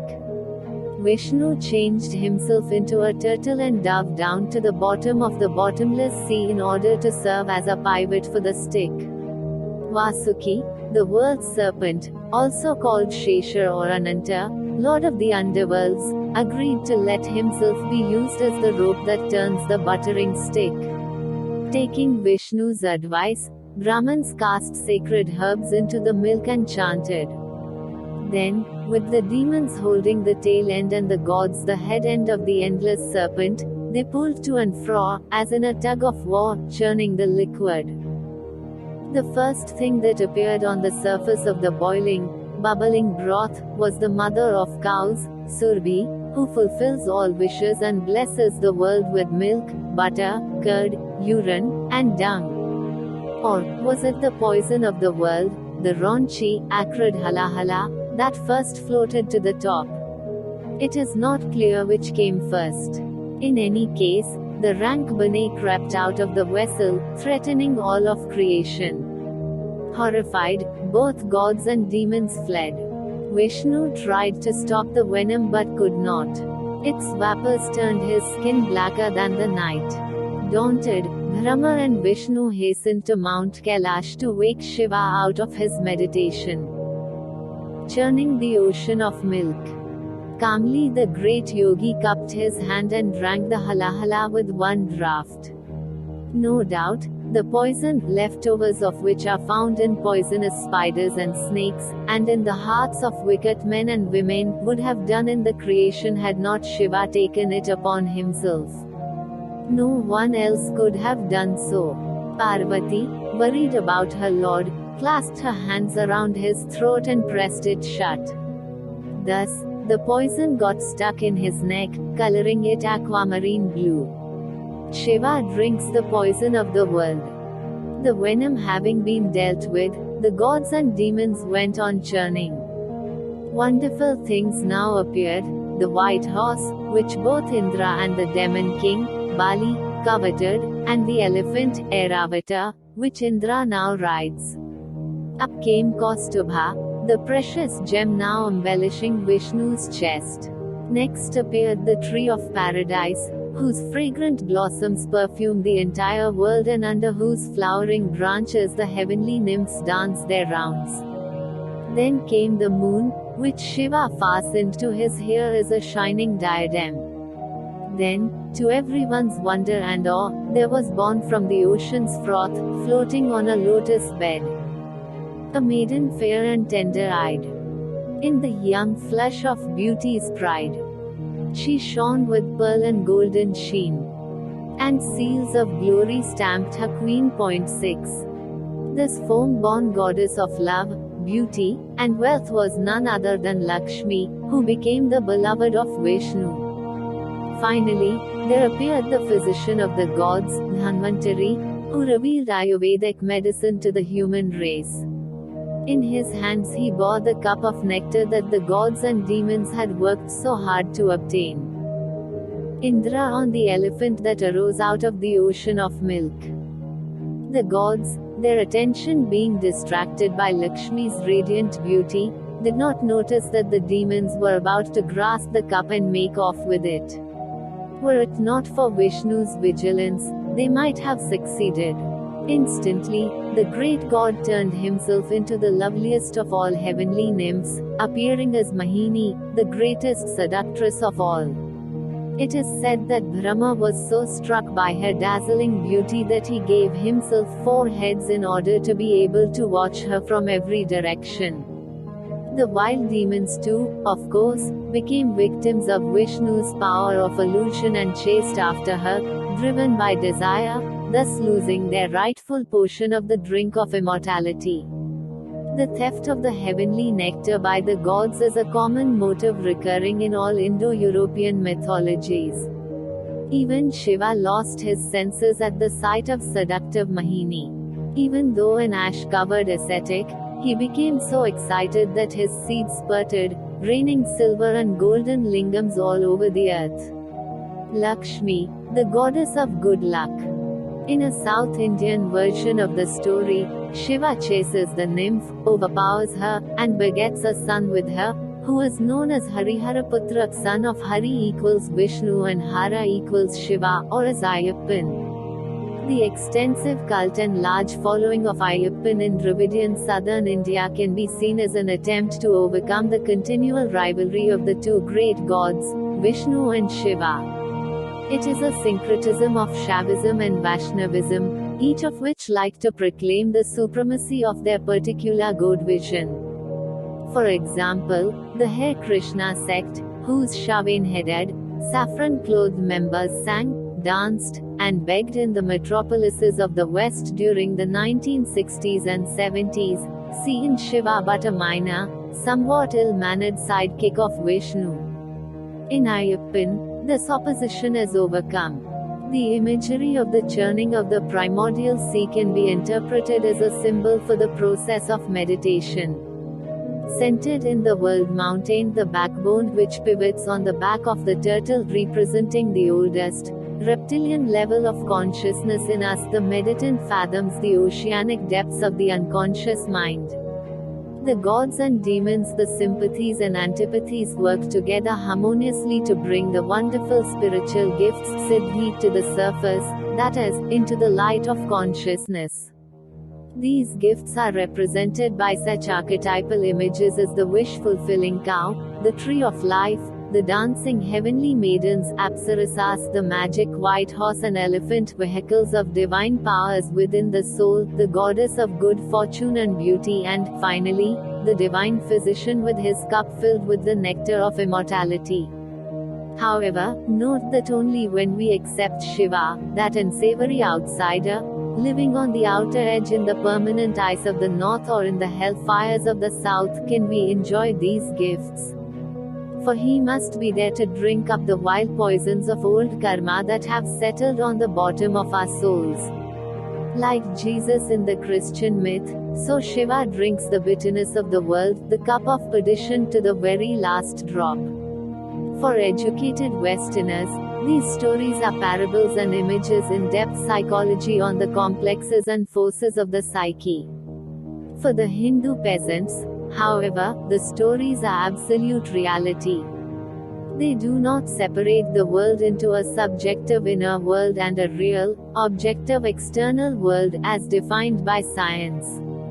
For them, all experiences are real and natural, and at the same time, illusory and supernatural. What our scholars, somewhat condescendingly, label myth, beliefs, and fairy tales, are for the ordinary Indians, facts that are seen and experienced. For them, the external reality is transparent. Every mountain, river, and city is evidence of some divine happening. Shiva sat on these rocks. This lake is one of Vishnu's footprints. On this hill, the goddess killed a demon. Or, in this city a great hero was born. Myth is timeless, it transcends time and space. Therefore, it is eternally present and can be experienced in a state of grace, when one has a darshana, an experience of the divine. The once upon a time is in the here and now and can be witnessed ever anew. The demons and gods are still churning the ocean of milk. Shankar, the peaceful ascetic, is even now meditating on Mount Kailash. Shiva Nataraj is even now dancing in a ring of fire. Right now, the world is being destroyed at the end of the Dark Age and reborn simultaneously from the navel of Vishnu into a new golden age. The battle of the gods and demons is raging, and, after the gods have quaffed the nectar of eternal life, it turns in their favor. But then the penance and iron self-discipline of the demon king, Tarka, becomes so powerful that the dark forces triumph again and only a son of Shiva can restore the balance. Even now, the gods hold council as to how to make the virginal daughter of the mountains to the ascetic on Mount Kailash, and thus, our story begins again where it has ended, and we, if we open our third eye, are the living witnesses of the cosmic drama, which is also our own story. Shiva and Buddha has legs folded under him, like a lotus, and steady of breath. Siddhartha Gautama, a Shaivite ascetic, sat under a mighty people tree Ficus religiosa, the Bodhi tree. Like Shankar, silent and unmoved he sat, absorbed in his own being, at the base of the cosmic tree, the Axis Mundi, which bridges the heavens, the earth, and the underworlds. He watched the fire of karma, the fateful chain of cause and effect, flicker and finally die out. Thus he reached Nirvana, Sanskrit, to blow out, and became the Buddha, the enlightened one. The cosmic tree, its three mighty roots piercing the netherworld and its crown touching the highest heaven, plays a central role in the mythology of nearly all people. 7 It is the navel and center of the world, the pillar that supports the heavens, the ladder upon which seers climb into other dimensions. To emphasize its supernatural nature, it is sometimes imagined as growing upside down from heaven, 8 as in the Bhagavad Gita, Song 15, verse 1, where it is stated, "The rishis know of the tree Aswatha. Rooted in heaven, its trunk growing earthwards. Its leaves, each one, bringing forth the Vedas. He who knows this, knows all." The icon of the meditating Shankar shows this world tree in its most archaic, runic form as a trident. Its three roots are turned upward. Like Buddha, Shiva sits in deep samadhi, absorbed into himself. He, too, is blown out, nirvana. The ice and snow of the eternal Himalayan winter symbolize the ashes that are left after the flickering flame of illusions has been extinguished. Shankar is a picture of nirvana, or as the Hindus prefer to see it, of Satchidananda, pure being, consciousness, bliss. Between the cycles of active creation, Vishnu rests, self-absorbed in the pregnant world of his own being, sleeping on the back of the world serpent, sheltered by its 1,000 flared hoods. In much the same manner, the Buddha, sunk into samadhi, is sheltered from the cosmic storm by the 1,000-headed king of serpents, Mukalinda. Like the Midgard serpent of the old Nordics, this wise, jewel-crowned ruler of the underworld has his realm underneath the three roots of the world tree. It is the same serpent that enthrones in Shankar's piled up hair. Over it, the jet of Ganga's torrents shoot out like a fountain, reminding one of the torrential rains that would have inundated Buddha, had not Mukalinda sheltered him. Buddha under the Bodhi tree. As the ascetic Gautama sat in meditation, just before he became the enlightened one, Mara Kama, death lust, the master of delusion, appeared in his inner vision and tempted him with all the riches and power of the world and all the joys provided by fair dancing maidens, in order to distract him. Like Shankar, who reduced Kama to a pile of cinders, Buddha pierced the tempter's illusion with the eye of spiritual insight. Not much different is the iconography of the Jains. The Tirthankara, maker of the ford across life's treacherous stream, having pierced the veil of illusion, is shown sitting in lotus posture underneath the cosmic tree, passionless, silent as a plant, his head protected by the wide-open hoods of a giant multi-headed snake. 9 According to the Tantric and Yogic schools of philosophy, the cobra symbolizes the serpent power, kundalini, the energy potential centered in the lower regions of the body. When awakened by meditation and yoga, the energy starts winding its way up the backbone until it reaches the highest consciousness center, at the top of the cranium.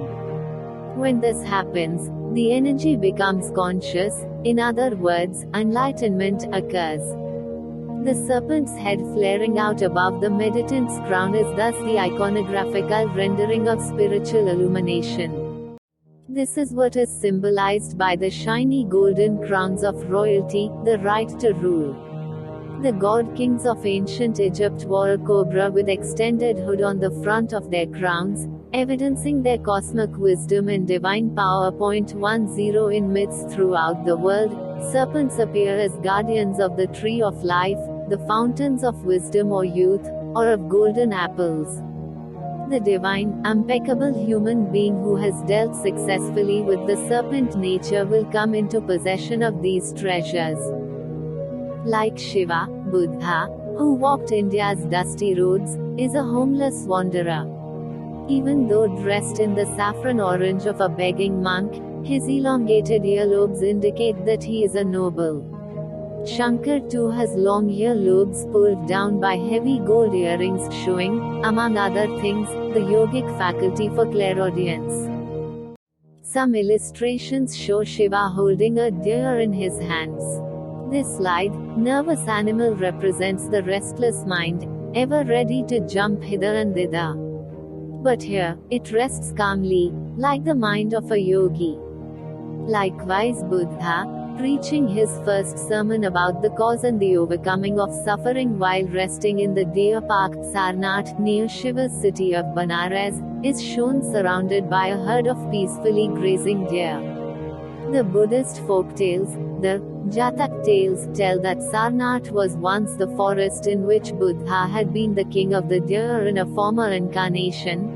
Fthe of Shiva, Shankar and the associated stories and legends are presumably older than those of historical personages, like Gautama Buddha or Mahavir, the founder of the Jains.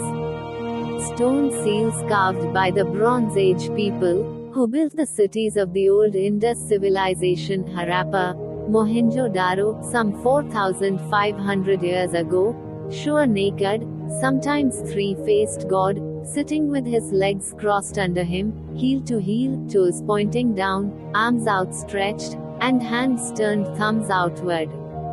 This prehistoric yogi is surrounded by animals and under his seat are two deer or gazelles similar to the later icons of the preaching Buddha at Sarnath. 11 Apparently he has an upright phallus unless it is a belt strap, and on his head is a pair of horns, looking like the crescent moon. The similarity to the Shankar icon is so pronounced that the archaeologist Sir John Marshall had no qualms about referring to a proto-Shiva.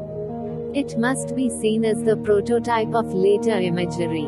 After Buddha had traveled up and down the Ganges valley for many decades preaching his noble path, Arya Dharma, and after his selfless, dedicated monks had brought the message to the ears of many kings, it seemed as though all of India would convert to Buddhism. Mahavir's Jains were not quite as successful. But India is like a giant digestive apparatus, an immense compost that sooner or later turns all the ingredients into new humus, upon which the strangest and most elaborate fantasies of the human mind can sprout, bloom, and shoot to seed. Nothing is destroyed, but everything is metamorphosed. Historical facts quickly become myths, and simple, straightforward thoughts take root and grow like jungle vines, seemingly into infinity. Even now, Mahatma Gandhi and Indira Gandhi are turning into deities with all the trappings of cult-like devotion, just as the leader of the armed rebellion against British rule and commander of the Japanese-supported Indian National Army, Subhash Chandra Bose, is being worshipped as an incarnation of Ganesha, the elephant-headed son of Shiva. Even popular film stars like M.G. Ramchandran, Sivaji Ganesan, or Amitabh Bachchan are raised to the rank of avatars of God in the minds of illiterate peasants and derive political power from their position. The politician N.T. Rama Rao, for example, who played the role of Krishna, is worshipped as an aspect of that deity. It would be nonsense to assume that Buddha and his teachings have escaped the mythomanic passion of the Indians. Indeed, it was not long before the Vaishnavas declared Buddha to be the ninth incarnation or avatar of Vishnu. In his incarnation as Buddha, Vishnu appeared to mislead demons and wicked men and women by teaching them to disregard the caste system, to ignore bloodlines, to deny the existence of the gods and other such falsehoods. He assured their eventual destruction. In the Brahmana Purana, however, Buddha is expressly celebrated as a manifestation of Shiva. 12 It is said that in the first age Krita Yuga, when the earth is a paradise, Shiva appears as a yogi. In the following age Treta Yuga, he is embodied as Kritu, one of the world creators, and keeper of the Vedic sacrifice. In the third age Dwapara Yuga, he appears as the doomsday fire, and in our present age Kali Yuga, so lacking in virtue, he manifested as Dhamikatu Buddha. In South India, Buddha went through the greatest metamorphosis, as we shall see in the following story. Durga, the great goddess who rides a tiger and holds the weapons of all the gods, is in reality none other than Parvati, Shiva's faithful spouse. She destroyed the great buffalo demon, Mahisasura, by beheading him. At that, Mahisi, the buffalo demon's wife, swore revenge, cost what it may. For eons, she suffered the hardest austerities in order to gain merit. Finally, Brahma had to comply with her insatiable desire and grant her a boon. She wished that neither Shiva, nor Durga, nor Vishnu, the mightiest of all the gods, might be able to vanquish her in battle. To prevent the demoness from wrecking the universe, Vishnu took on the form of the enchantress, Mohini, and slept with Shiva. Together they produced a son called Ayyappan, who they abandoned in a jungle in Kerala just after he had been born. He happened to be found by a king and his entourage. Since the king had no children of his own, he was glad to bring the infant up as his own flesh and blood. As he grew up, the beautiful child performed many wonders. One day, for example, he brought a female leopard into the royal chambers, knowing its milk would cure the headaches of his foster mother. At the age of 12, he met and quickly dispatched the demoness, Mahisi. At that time, he revealed his divinity to his father and asked him to build a temple on the exact spot where an arrow released from his bow struck the ground. That happened to be on top of the mountain Sabarimalai. To this day, each year hundreds of thousands of pilgrims dressed in black lingash walk barefoot to the temple on the mountain. For 41 days they abstain from sex and obey strict taboos concerning eating, sleeping, and speaking. Durga destroying the demon Mahishasura. Ayyappan, Hariharaputra, the son of Shiva and Vishnu, is also called Shastra or Dharma Shastra, which means as much as holy law. It is a name commonly applied by the Buddhists to Buddha, referring to his role as guardian of the Arya Dharma, the noble path. Ayyappan, whose name derives from the Dravidian mispronunciation of the Sanskrit Arya, rides a white elephant named Yogi. Since Buddha appeared to his mother as a white elephant, the conjecture that Ayyappan is none other than Buddha, having been worked over by the mythomanic genius of the South Indians, seems likely. Ayyappan is the enlightened one dissolved back into the ocean of Hinduism. 13 The ubiquitous icon of Shankar and the worship of the Lingam seem, thus, to go back partially to the old pre-Aryan civilizations now covered by the dry sands of the Indus Valley. As we can read in the Vedas, the cults of Lingams, Nagas, serpent deities, mother goddesses, and sex magic, did not find favor with the Aryan invaders. But the decree of the Brahmins did not have the power to banish images and beliefs from the minds of the non-Aryan masses, the lower castes and untouchables, and, slowly, they crept into and populated the Aryan universe. Gradually, emerging from the shadows, aspects of Proto-Shiva transferred themselves onto Rudra, the Vedic god of storms and wild beasts. When the reform movements of the 5th century BC, centering around Buddhism and Jainism, challenged the Brahmanic orthodoxy, what lay slumbering in the souls of the Indian masses rose to new life. During the 1st century AD, Proto-Shiva's likeness came to new life in the hands of the Bactrian Greek sculptors, in the form of statues of the meditating Buddha. The icon of Shankar became popular somewhat later, in the 5th century, during the reign of the Gupta kings, when modern Hinduism emerged. The icon of Shiva as the dancer in the flames developed even later, when South Indian Tamils cast Nataraj in bronze in the 11th century. There is a brief but interesting biographical note concerning Siddhartha Gautama, the later Buddha. After he had left wife and family, he joined a group of sadhus who were devotees of Shiva. Even the name of his Shaivat guru is known. It was the wandering ascetic Makhali Goshala 560 to 484 BC, of whom it is said, he practiced dance and divine drunkenness. 14 The Trident and the Bâton-de-Commandement, sitting straight-backed on his tiger skin, the meditating master of yogis rests his left hand loosely on his knee, sometimes fingering a Rudraksh rosary.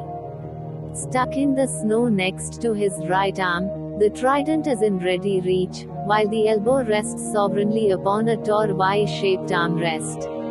An ethnologist is immediately reminded by this armrest of the Bâton-de-Commandement, which is a symbol of sovereignty among Siberian shamans. Sometimes, these scepters are decorated with animals and magical runes, and an eye is drilled into the top so that it can see. Occasionally, it can be used as a drumstick for the shaman's drum, to call the spirits. The T-shaped instrument is ancient, having been found among the refuse left by the mammoth and bison hunters of the Old Stone Age.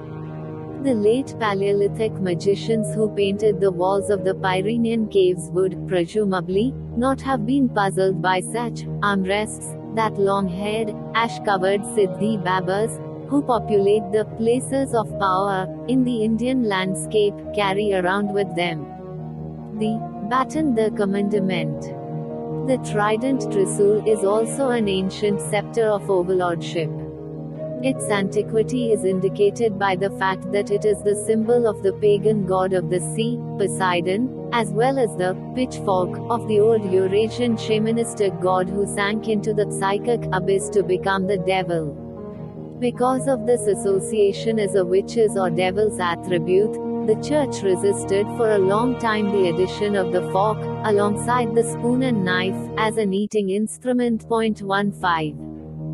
To this day, the natives of the Siberian tigers and steppes consider the trident as a symbol of the world tree.